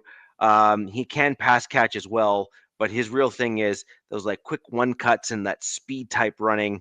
And he is tough. He's tough as nails. So, I mean, no complaints. He's also a Sean Payton guy, which is why he's still on the roster. Number two, Jaquan McMillan. Just talked about him earlier. Like he was like, let's put it this way. We drafted Jahdae Barron to replace Jaquan McMillan. Jaquan McMillan played so well in preseason and so well in all of training camp that they could not cut him. It was not in our interest to cut him because he was playing better than the rookie. And he's now basically on track to get paid big time in the offseason. And to add on to that, McMillan last game had 2 sacks and 1 INT. Yes. You know, so, you know, a real slouch on the team. I mean, come on, man, pick it up. Right. Yes. Put your work in, kid. Yeah, come on.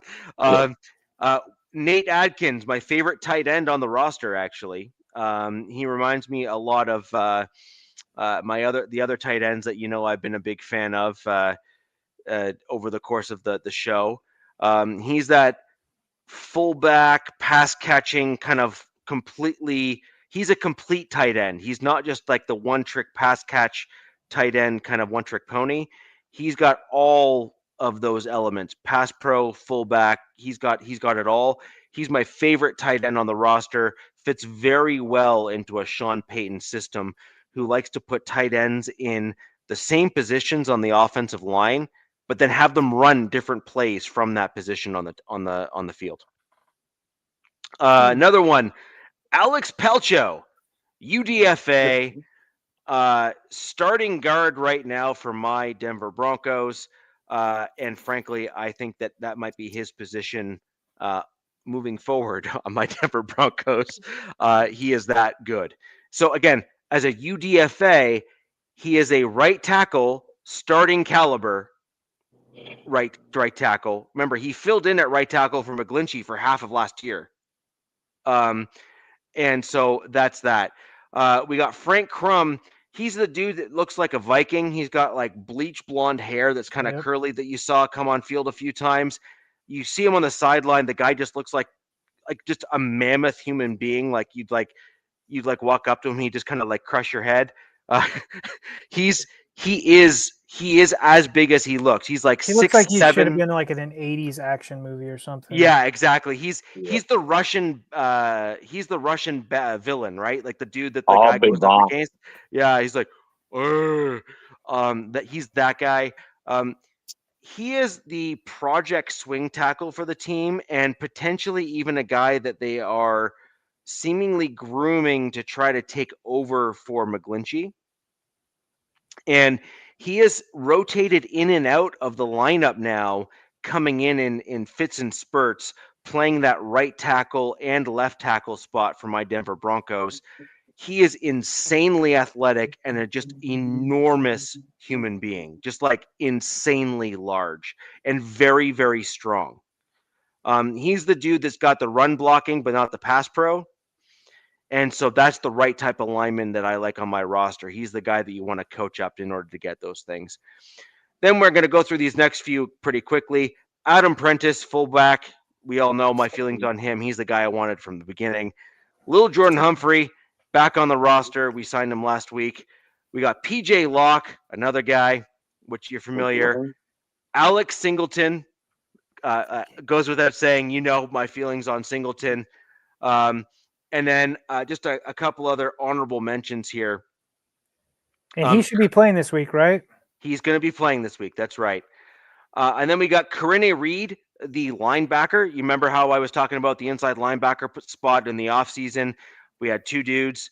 Corinne Reed did, in fact, make the final roster, by the way. He is hurt, although I think he will be back at some point this season. And then Johnny Walker Jr. is an outside linebacker who is looking an awful lot like he's going to be another Jonathan Cooper. Wow, that's 10 UDFAs. That's crazy.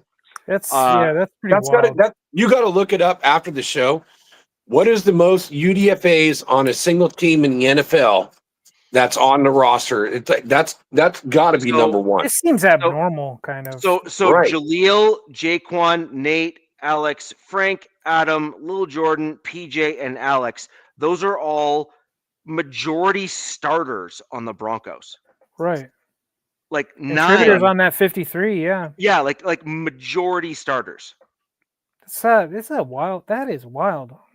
That's why I had to ask that question, because it seems like from being on this show, every time Richie's talking about a UDFA, and I'm like, it got me thinking. It's like, dude, this is a UDFA. That's a UDFA. This guy's a UDFA. And wow. And not to rub salt in the wound in terms of value that my team has been able to acquire, but Jonathan Cooper was a 7th round pick. All right, we're not talking Denver. So, anyways, that's that. So, with regards to your teams there, it's obviously a divisional game. Jack, we've heard DZ talk about his Chargers. Like your take on your Raiders here. I just have to quickly step out just for 1 minute, and I'll be right back. Curious as to your thoughts, and then we will give our score predictions for the division rival game, Chargers versus Raiders. And for those Kansas City fans in the chat, Iron, Zigzag, a few others, we will be delving in very briefly as a quick skim over of the KC game after we hear from DZ and Jack in their score predictions. Yeah, I will say this. You posted a comment. How do you feel about the Chiefs anyway? You all get nervous yet? And sorry, I'm losing my voice. We all still play one more time. I'm not nervous at all because I don't expect the Raiders to win. And if they win in the long haul, it's only going to hurt my team. So I'm not worried about it at all. How about you, DZ? How nervous are you with the Chargers? I mean, not the Chargers, but the Kansas City Chiefs. Wait, we're talking about the Chiefs right now? Well, yeah, I just wanted to answer this question. Richie put it up. Like, we never answered it, and I like answering the chat. So, I mean, I'm kind like low key kind of nervous because I mean, it's in their foundation of winning. Like, they used to sandbag to get into the playoffs, and then they just came out and they look like a different animal. And they've kind of like sandbagged this season, not on purpose, but just because of how good everybody else was and, how they were waiting for their team to kind of get going. They had to get back. I think it was Worthy and Rice or whatever. Like, they were out for a while. But now that some teams have kind of dropped and there's a lot of fluidity in the AFC, like they're probably, seizing something. They can probably jump up and did I want them to win last week? No. Did they? Yes. They've got a really good matchup this week against the Cowboys. I think the Cowboys,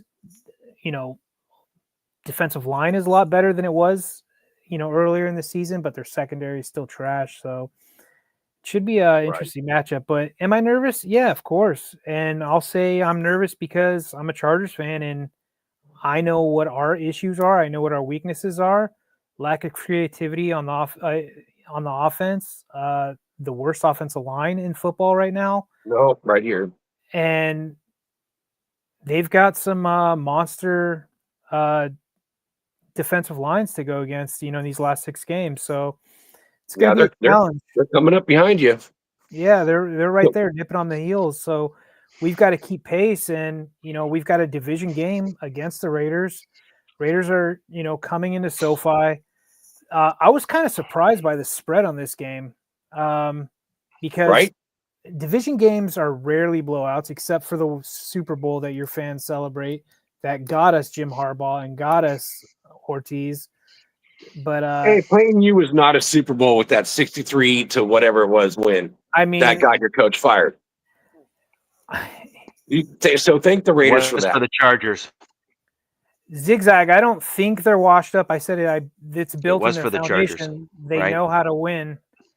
I just think that there are some better, skill-wise AFC teams out there.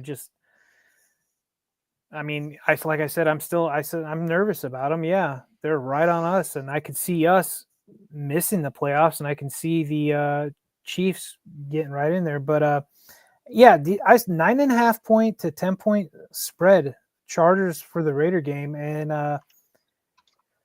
after the performance the Chargers put up in Jacksonville, and then this being a division game, I still think this is going to be somewhat close of a game. I could see, they're going to have to emphasize stopping the run from you guys, make Geno throw if that is who's throwing, and wherever Max is at, double him, triple him all game long if you can. But yeah, man. As for score, I don't know. I'm just going to throw it out there. I say 24-13. For who? Chargers. I just had to ask that. Yeah, I knew what you meant. Yeah, I mean, you just hope, as a fan that, that taste that's left in their mouth, that it wasn't bad turkey, that was from Jacksonville, pissed them off. They're 7-4. They see the Chiefs. The Chiefs are now in their rearview mirror. They see that red glow right behind them. That they've got to take these wins when they can. What's up, guys? Good to see you guys in. Yes, hang on. Super Chargers pod. I agree, man. It's if it's not Minter getting outdone by a really good OC, it's the offense just being a complete train wreck and Justin having to put on a cape, and it's just bad. But I think they'll be ready. This is the healthiest, like I said, Jack, that I've seen them. Minus all obviously this whole season. If they're not pumped up wearing my favorite uniforms, then they shouldn't be playing the game, to be honest. Dude, as long as they don't wear the banana uniforms, those have to be retired. Those should be. Oh my god, one and done. It looks like somebody peed all over the jersey. I got a question for you. Yeah, go ahead, man. Would you support a burning ceremony in the middle of the field? Oh, 1,000%. I will bring the gasoline, man. I'll bring the matches. I will. The Chargers have one of the best looking jerseys in the NFL with those powder blues, but that yellow banana looking jersey. The jerseys we're wearing against you guys this week, that's my favorite uniform combo of all time. What's that going to be looking like? We wore it earlier this season. I cannot remember which game we did. Any Supercharger spot? Who did we wear the all navies against this season? They updated the navies this year, and they look way better than the previous ones. And that's my favorite. It's kind of like an homage to San Diego, and it's kind of like the Vikings game. Thanks, man. Yeah, I love them. They're the best in my opinion. So yeah, I saw those. I mean, obviously, as a Chargers fan, that's your deal, that's your team. I will say, from a color thing, that powder blue, Sure. like that powder blue logo, that powder blue uniform, it's kind of hard to argue against it. That's a slick color. Like that's like It that's is what a slick really color. sets you. That's literally what sets you apart. Well, is the powder and blue, when they right? It's debuted, the second best looking jersey in the NFL. when they debuted that, when like for LA, when they redid that whole thing, it was like to perfection. But as a fan, I don't rock baby blue or powder blue or Italian blue. That's not what I wear on a day-to-day basis.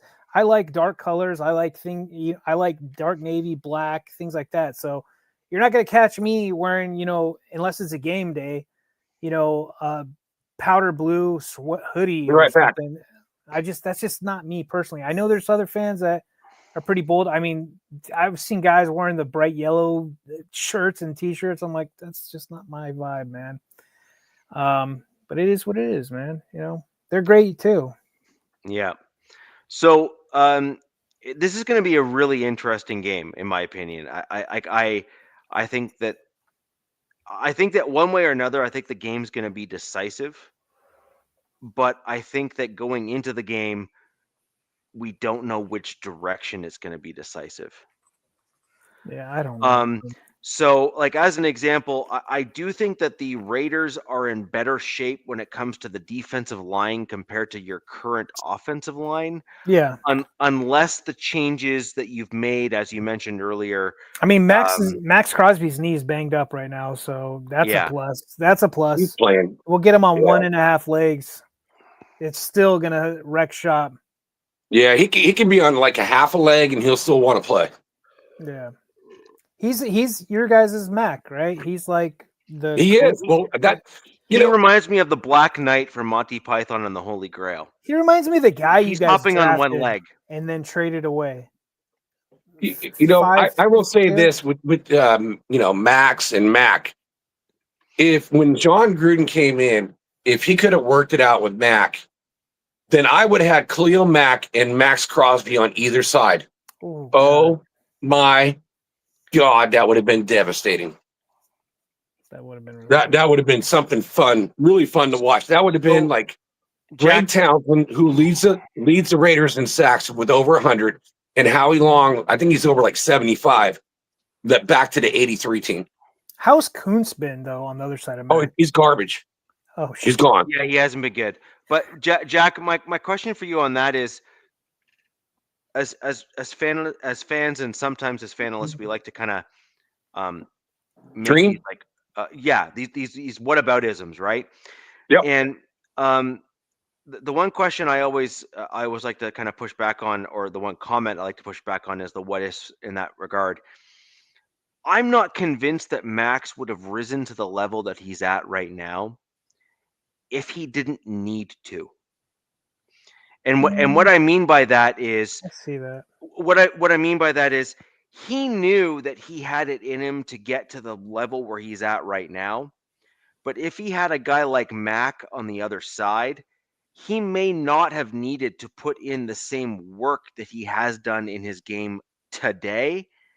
And I'm not saying he would have been bad. I'm just saying, would he have been the guy that he is today? Like, he is a force, like an absolute wrecking ball. I mean, but what we see though, look, when Khalil Mack got hurt, Tuli, our young guy, right? He got double teamed and his production kind of dipped a little bit from when Mack is on the field. So for like what we're seeing with Max Crosby, teams are just keen on him. They're doing whatever they can.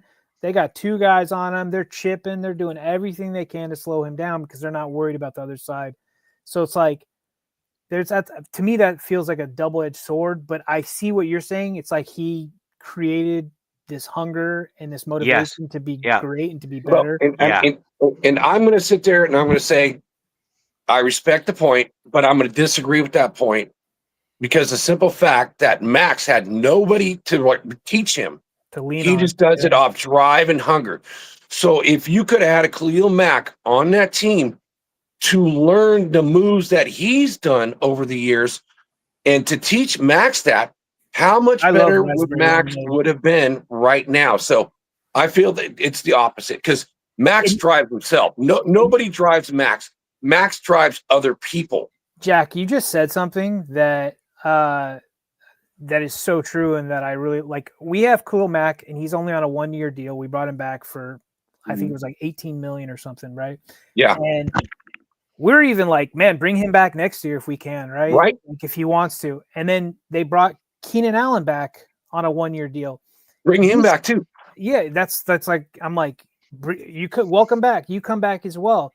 And the value that these guys have can't go, what's that word? Can't go overlooked. You can't go wrong. The wisdom's there, the experience is there. We have so much youth. We have Ladd who's watching Keenan's routes. Keenan, Devontae Adams, throwing a couple guys in there. Some of the best route runners in the league right now. And then Khalil Mack, one of the top edge rushers of his generation, probably not like that on, that tier with, Myles Garrett and Will Anderson and Benito. But he's got a gold jacket coming. So what he's sharing to the guys next to him, that's just valuable stuff. I agree. Well, and it even goes back even further. Like Richie, I'm drawing a mental blank. Help me out. Your defense. Oh, Von Miller, and then Von Miller would do the defensive end camp. And no. Von Miller is a special dude. No. Well, he is special, but I'm just saying to learn from guys like that. It's priceless. So when Von Miller used to do his defensive end camps, hold on. But you got to stop on that though. Like Von Miller's going to say, okay, so young guy, the only thing you need to do is bend at a 90-degree angle to the ground and run at full speed. Now go. And the guy's like, I mean, there's different styles. You're not getting my point. You're not getting my point that DZ brought up is the way of learning from these players. So Von Miller, if you remember, he used to do his defensive end camps.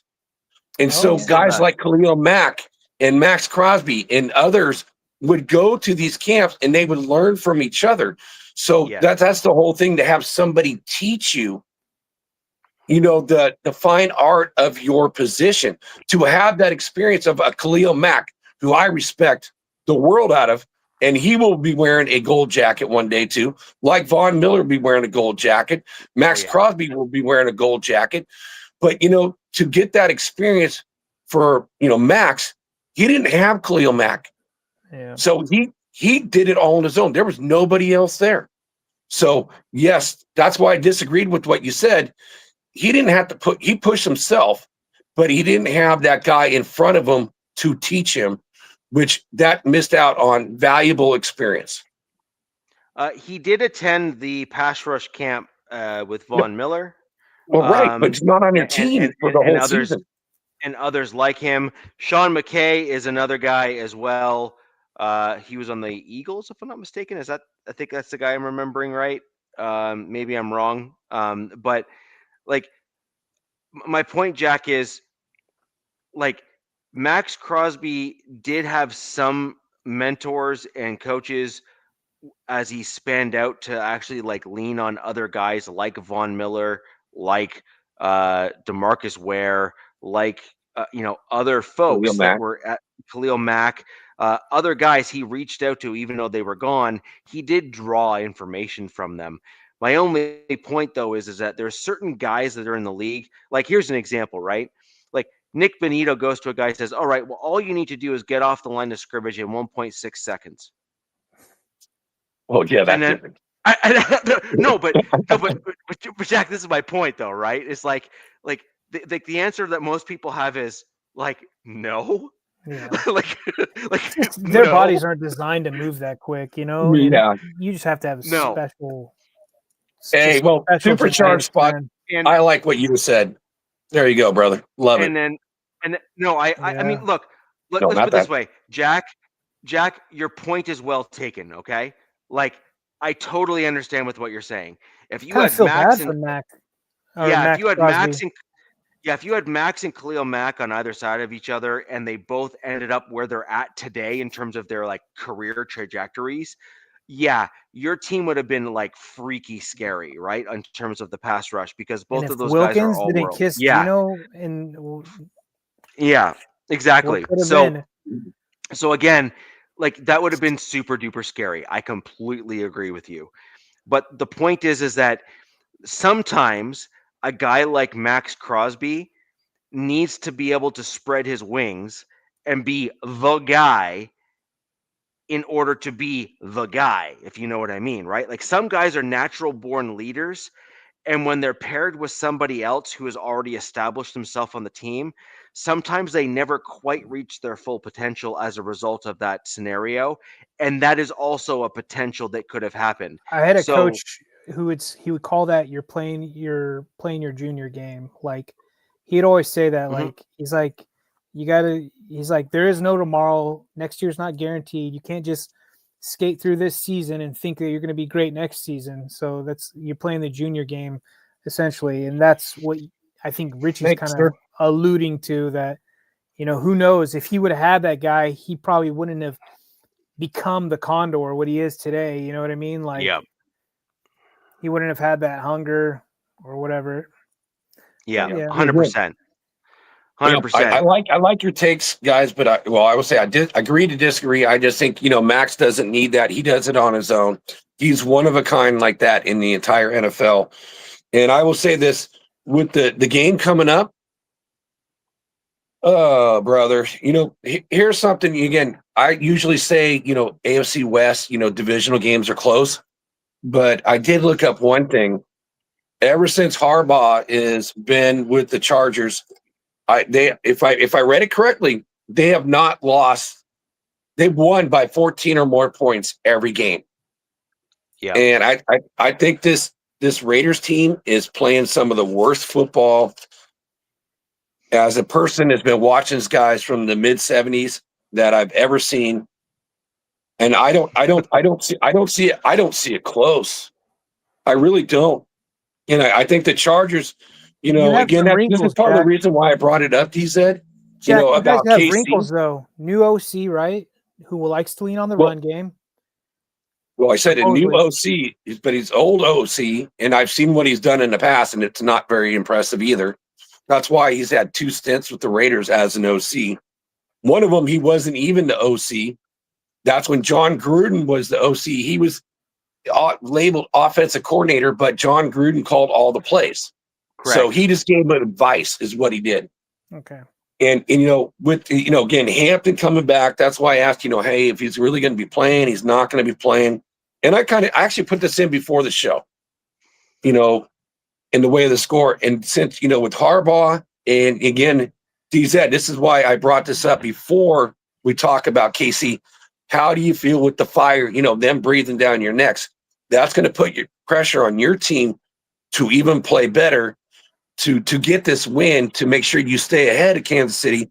So you called it 24 or 13 Raiders, 24 Chargers.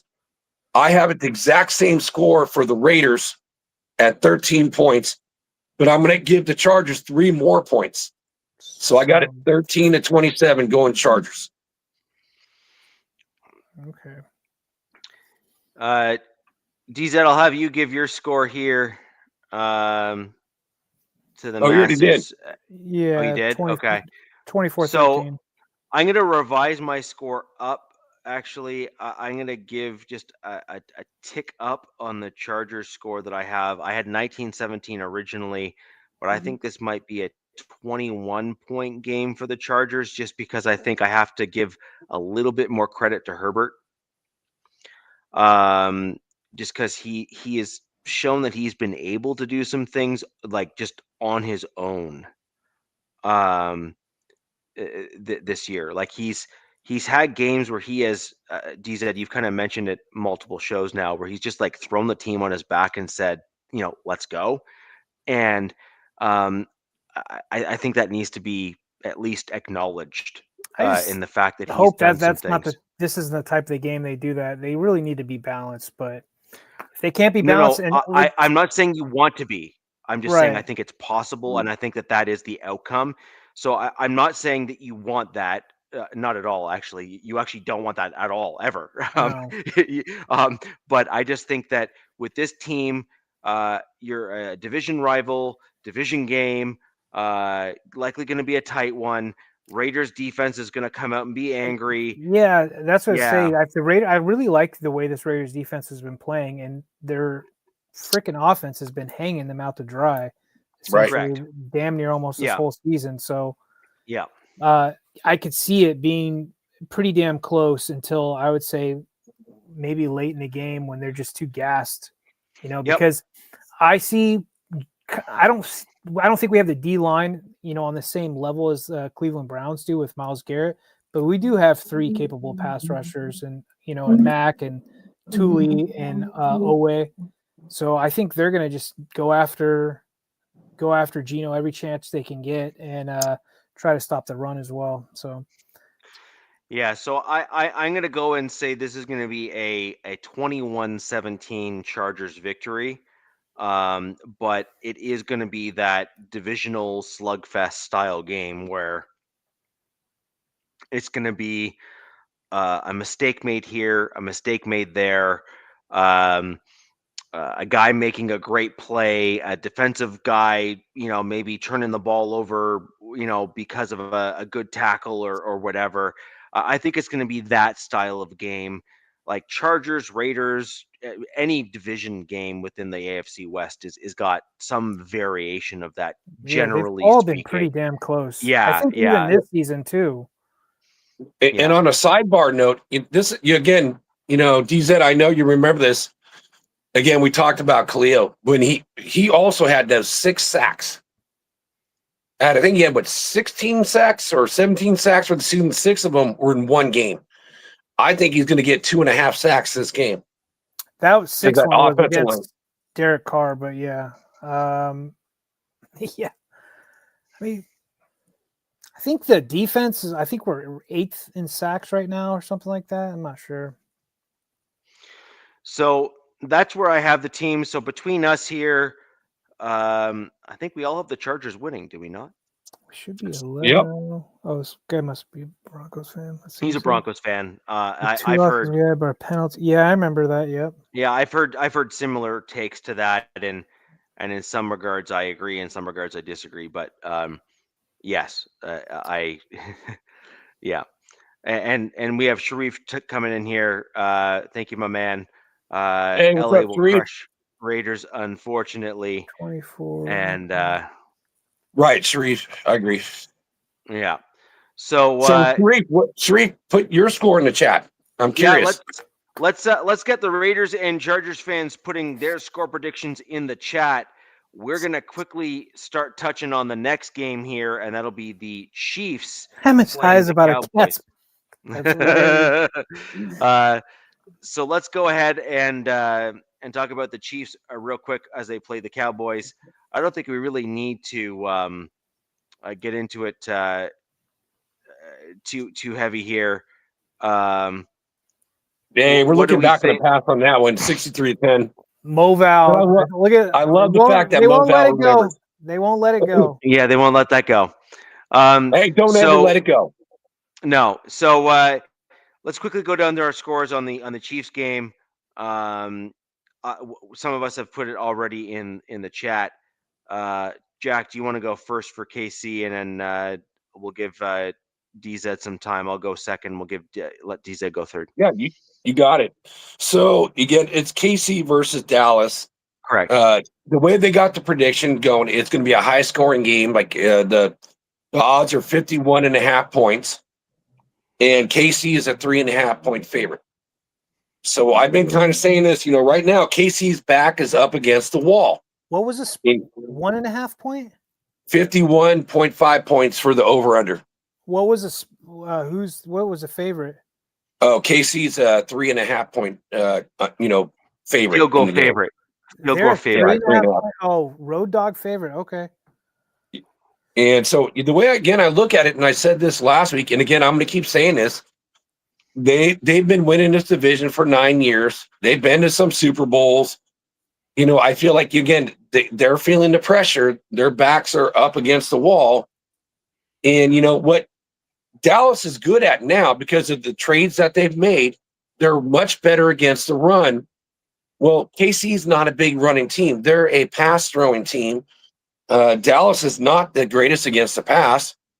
So I see, Patrick Mahomes carving up this defense. And I can't say the same thing, for Dallas's quarterback. Even though they're one of the higher scoring teams, I still like KC's defense. So I have, a close game. I got it at 27-23 that I put in the chat earlier. And I got KC. They're gonna put the pressure on you, bro. You wait, say your score again. This guy says I'm picking my nose. I'm 27-23. 27-23. KC. I think you're thinking of Pickens like the wide receiver for Dallas. The Cowboys Chiefs game, I've got it being tied up 24-24 going in OT, and I've got the Dem Boys squeaking out a win by a touchdown. I've got the Cowboys winning this game. What score do you think? It's like 27-23 kind of thing? No, 30-24. So they score 30-24. Oh, it's like a touchdown. Okay. But I got it going into OT. Okay. Overtime. Okay. So I'm just putting some spicy in there. Yeah, that'll be interesting. Put that a bet on Vegas. You can make some good money if you hit that. Dude, if you get that as your end score, you would friggin' kill it, because that would be a rare air pick, right? Like in terms of getting to that point. We seem to have similar scores. So I have 23-21 Chiefs. I think that this is going to be a very close game. I think that Mahomes is going to struggle. And I think part of the reason for that is the defensive additions of the Cowboys. A lot of people keep on forgetting what they've done on the interior of the defensive line on the Cowboys. They have added players during ahead of that trade deadline, and they have bolstered Williams, I believe. Quinnen Williams is the main guy, right? Yeah. And gave up a first and a second round pick in 2027. But that guy's freaky good. Like he is freaky good. Yeah, he is freaky good. And so when you look at what Quinnen Williams can do and how he can, go about things and all that kind of stuff, he really does, wreak havoc on the interior there. And he's been on a bad team. And so the Cowboys have the opportunity here to kind of rebuild the defensive side of the ball while keeping a reasonable offensive side of the ball. And I think we're starting to see a bit of what that can look like. We've seen some games now where the interior has played well, or at least way better. Well, maybe not so much, but better. Well, and so, Richie, what you just said, that is going to be one of the funnest matchups to watch is, Quinnen Williams against Creed Humphreys, two all-pros going, locking horns, and let's see what they do. I think one of their Chiefs linemen, he's dealing with both a low and high ankle sprain right now. I think that's a rookie. But, yes. I didn't realize this is one of the Thanksgiving games. Yes, it is. We are spoiled on Thursday. We've got Green Bay. We got Green Bay, Detroit, KC, Dallas, and then for dessert, Cincinnati and Baltimore. That's a pretty good spread of games for Thursday. Good lineup. Yeah. So shout out to Houday Baby from the Bengals, fan of the show, been on the show multiple times, touting his Bengals. You know him from draft day. He's the guy with the big hat. Really cool guy, really nice guy. Always been great to the show here, coming on, giving his take for the Bengals. So that will be a good game, DZ. In fact, the Bengals Ravens there. Yeah, is that do we know if Burrow's playing, or is that I'm not sure. He said he's coming back. But the question is, who's playing? Yeah, Sorry. So okay. I He hope he said answered he's that question. coming back. That doesn't mean he's playing. He said he's coming back. He didn't, and he's basically saying if I can actually get my rear end on the field, I'm playing. But that doesn't necessarily mean that the coach is going to agree with him. So we'll see what happens there. But my score prediction for the KC game, just to kind of reiterate, I see this as a 23-21 Chiefs victory. This is that like last minute field goal type thing. So you had it as a tie game, DZ. Let's just say that I am basically right there with you. I just think that Mahomes still has that clutch style gene in Yeah. him, and it's pretty hard to completely discount that. Let's just say So I this think is what I'm hoping would happen. You know what I mean? Like, Right. but I see Yeah. I'm reading the chat.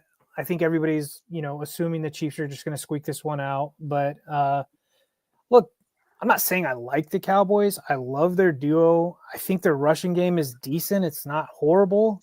Dak's okay. He's not bad. So I think this will be a fun matchup. It'll be fireworks, I think, in at Jerry's World. Yeah, I agree. And the one thing to keep in mind here as well, just real quick, is if the defense was better for the Cowboys, Secondary, especially. That's secondary especially, I think this would be a Cowboys, like they would wipe the floor with the Chiefs. However, the secondary of the Cowboys is not great. no. And as a result of that, despite the interior of the Cowboys being better, it's going to be very hard to overcome Pat Mahomes. I'm sorry. It's just, it's just a fact. However, for this comment here, you do need to remember the Chiefs they do play us as in the collective division one more time. And so they have to go through the Broncos defense again. And they have to go through the Raiders and the Chargers again. And that's going to be a slugfest for them. Yep. So moving on to the next game and the last game in the divisional show here to round everything out. We have Broncos Commanders. Just for the record, guys, I did bring on, or I did reach out to Corey. He's on the Warpath, one of the largest Commanders podcasts on the internet. I remember Corey and I have known each other for a long time, good friends. He reached out. If we can just wish Corey and his family a happy Thanksgiving. Young family just had their first child. This is going to be the first foray in Thanksgiving with the newborn. So Corey, if you catch this after the fact, Happy Thanksgiving, Corey. Happy Thanksgiving, man. Your family, all that kind of stuff. Just wishing you nothing but the best, except for your team in this upcoming game. So, dude, this ticks me off. I swear, everybody in our division is playing the Commanders now that they're beat up and Jaden Daniels isn't playing. But when we played them, it was like everything was going right. Oh, dude, what are you talking about, dude? They crushed the Raiders, and they were beat up. The Raiders are the one that I think that they hurt their quarterback, during the game to help everybody else out. And we got smoked by double-digit points. I feel like when we played them, it was like everything was going great for them. And I'm watching who the Broncos get to play right now. I'm like, oh, give me a break. But it is in right, like this game is in DC. It is, yes. Okay. Yep. So this one here, a lot of other guys on the network here, MHRT, have this being a much closer game than I do. I think that Sean Payton has made some adjustments in the bye week. I think that we are going to be coming out of the gates with a little bit of fire in our belly. And I also think that Bo Nix will have had time to both work with coaches and as well assess what he did well the last two games that he played in, where he showed better pocket presence and better footwork than he has so far this season.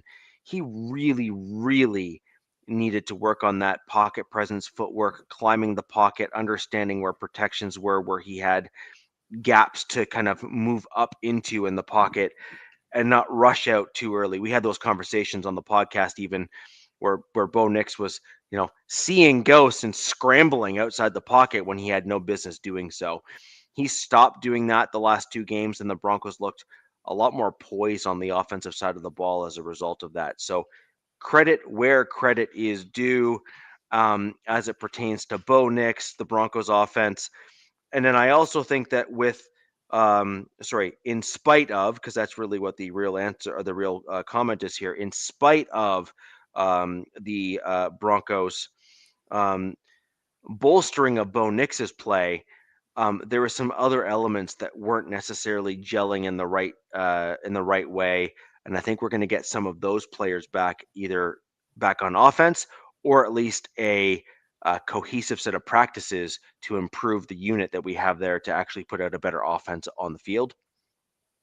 With that in mind, my Denver Broncos score for the Commanders Broncos, and this is Broncos in Washington.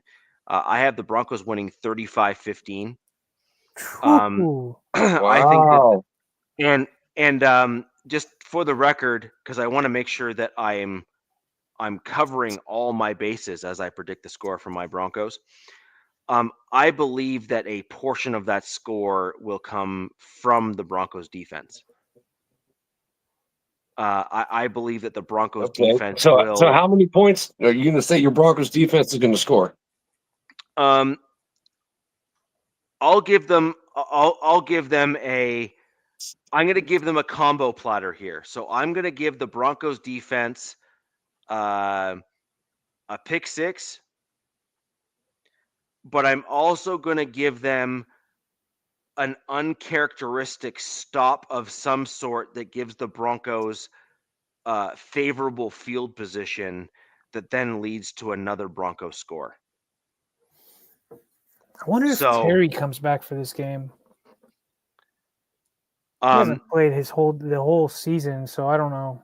I guess what my point is with that one, DZ, is like the Broncos secondary is likely getting Surtain back either this game or darn near it. Yeah. And the guys on the secondary will be fired up with that kind of news where like we need to do this for Pat to get us like he's a leader on the team and whatnot. Yeah. So like the Broncos secondary, even without Pat Surtain, has done like an unbelievable job in these last few games.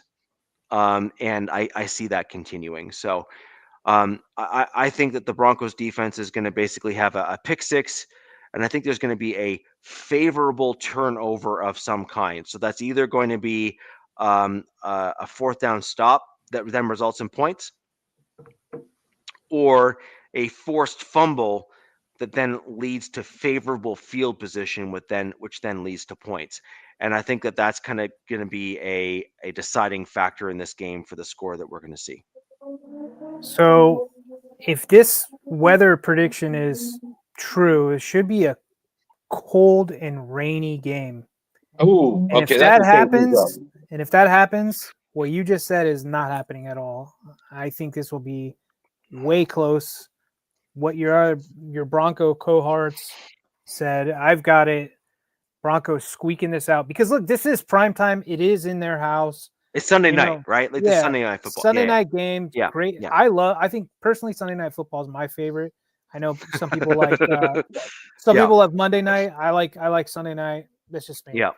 But I think it is going to be a lower score. I've got the Broncos still taking this, but I got it real close. I got a 24-19.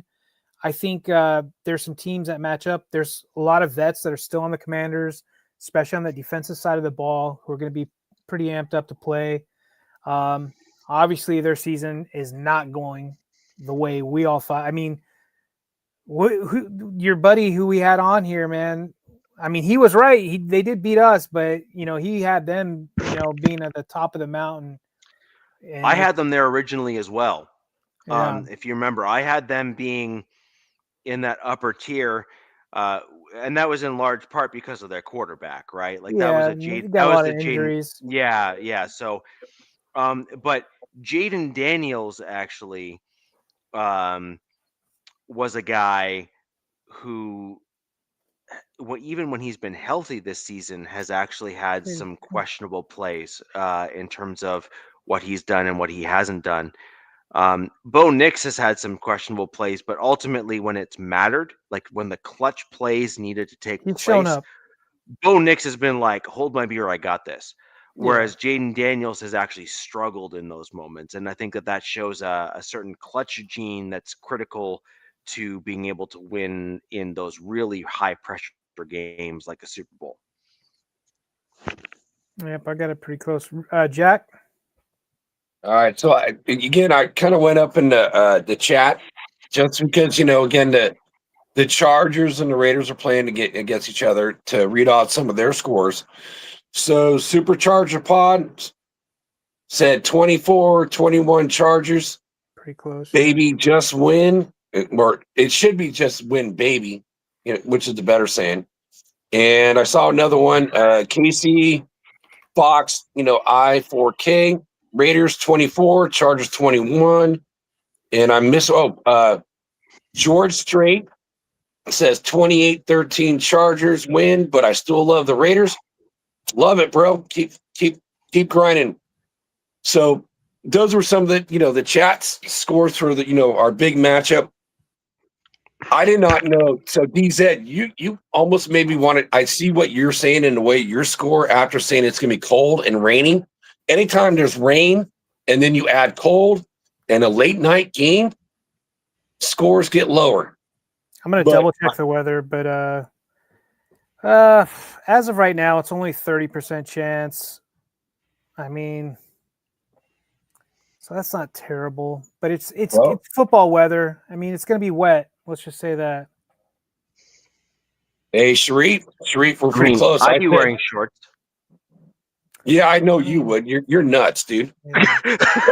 I mean, here I am in California. I got a sweat jacket underneath this thick, heavy hunting jacket right now, sitting outside. So Sharif, it's going to be 28-17. You said, for the Chargers. I'm 27. I'm 27 Chargers, 13 Raiders. But for the Broncos, again, I wasn't counting any weather. I just looked at the spread. The spread's 43.5. Broncos are a 6.5 point favorite. I don't think Washington is the same Washington team like DZ said earlier in the season. I got the Broncos winning by double digits. I got it 27-17. Broncos. That defense is just so good. Yeah. Washington, it's like they just don't see. They're definitely not the same team that they were last year. I think Kingsbury is like caught people, by surprise last year, and I think they're kind of figuring them out. I think they're just too banged up. They're on the offensive side. I mean, Terry's been missing the whole year. They lost Austin Eckler. I think Debo hasn't looked like Debo. Jaden Daniels has been out, so it's just not been good for their offense. No, it's like they still look like the same team. I mean, they look like the same team early in the season, which I agree with you, DZ, because they put the spanking on my Raiders early in the season, but they're not the same team. Denver's on a roll. Richie? What do you want? What, a 7-game winning streak now?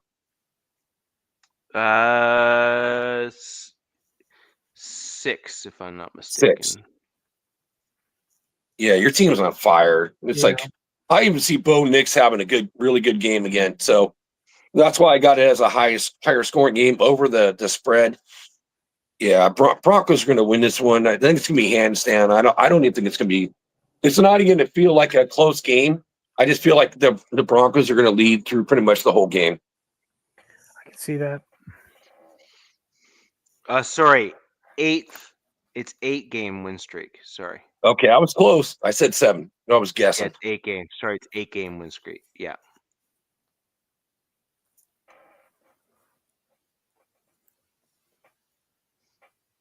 You guys got any final words you guys want to say?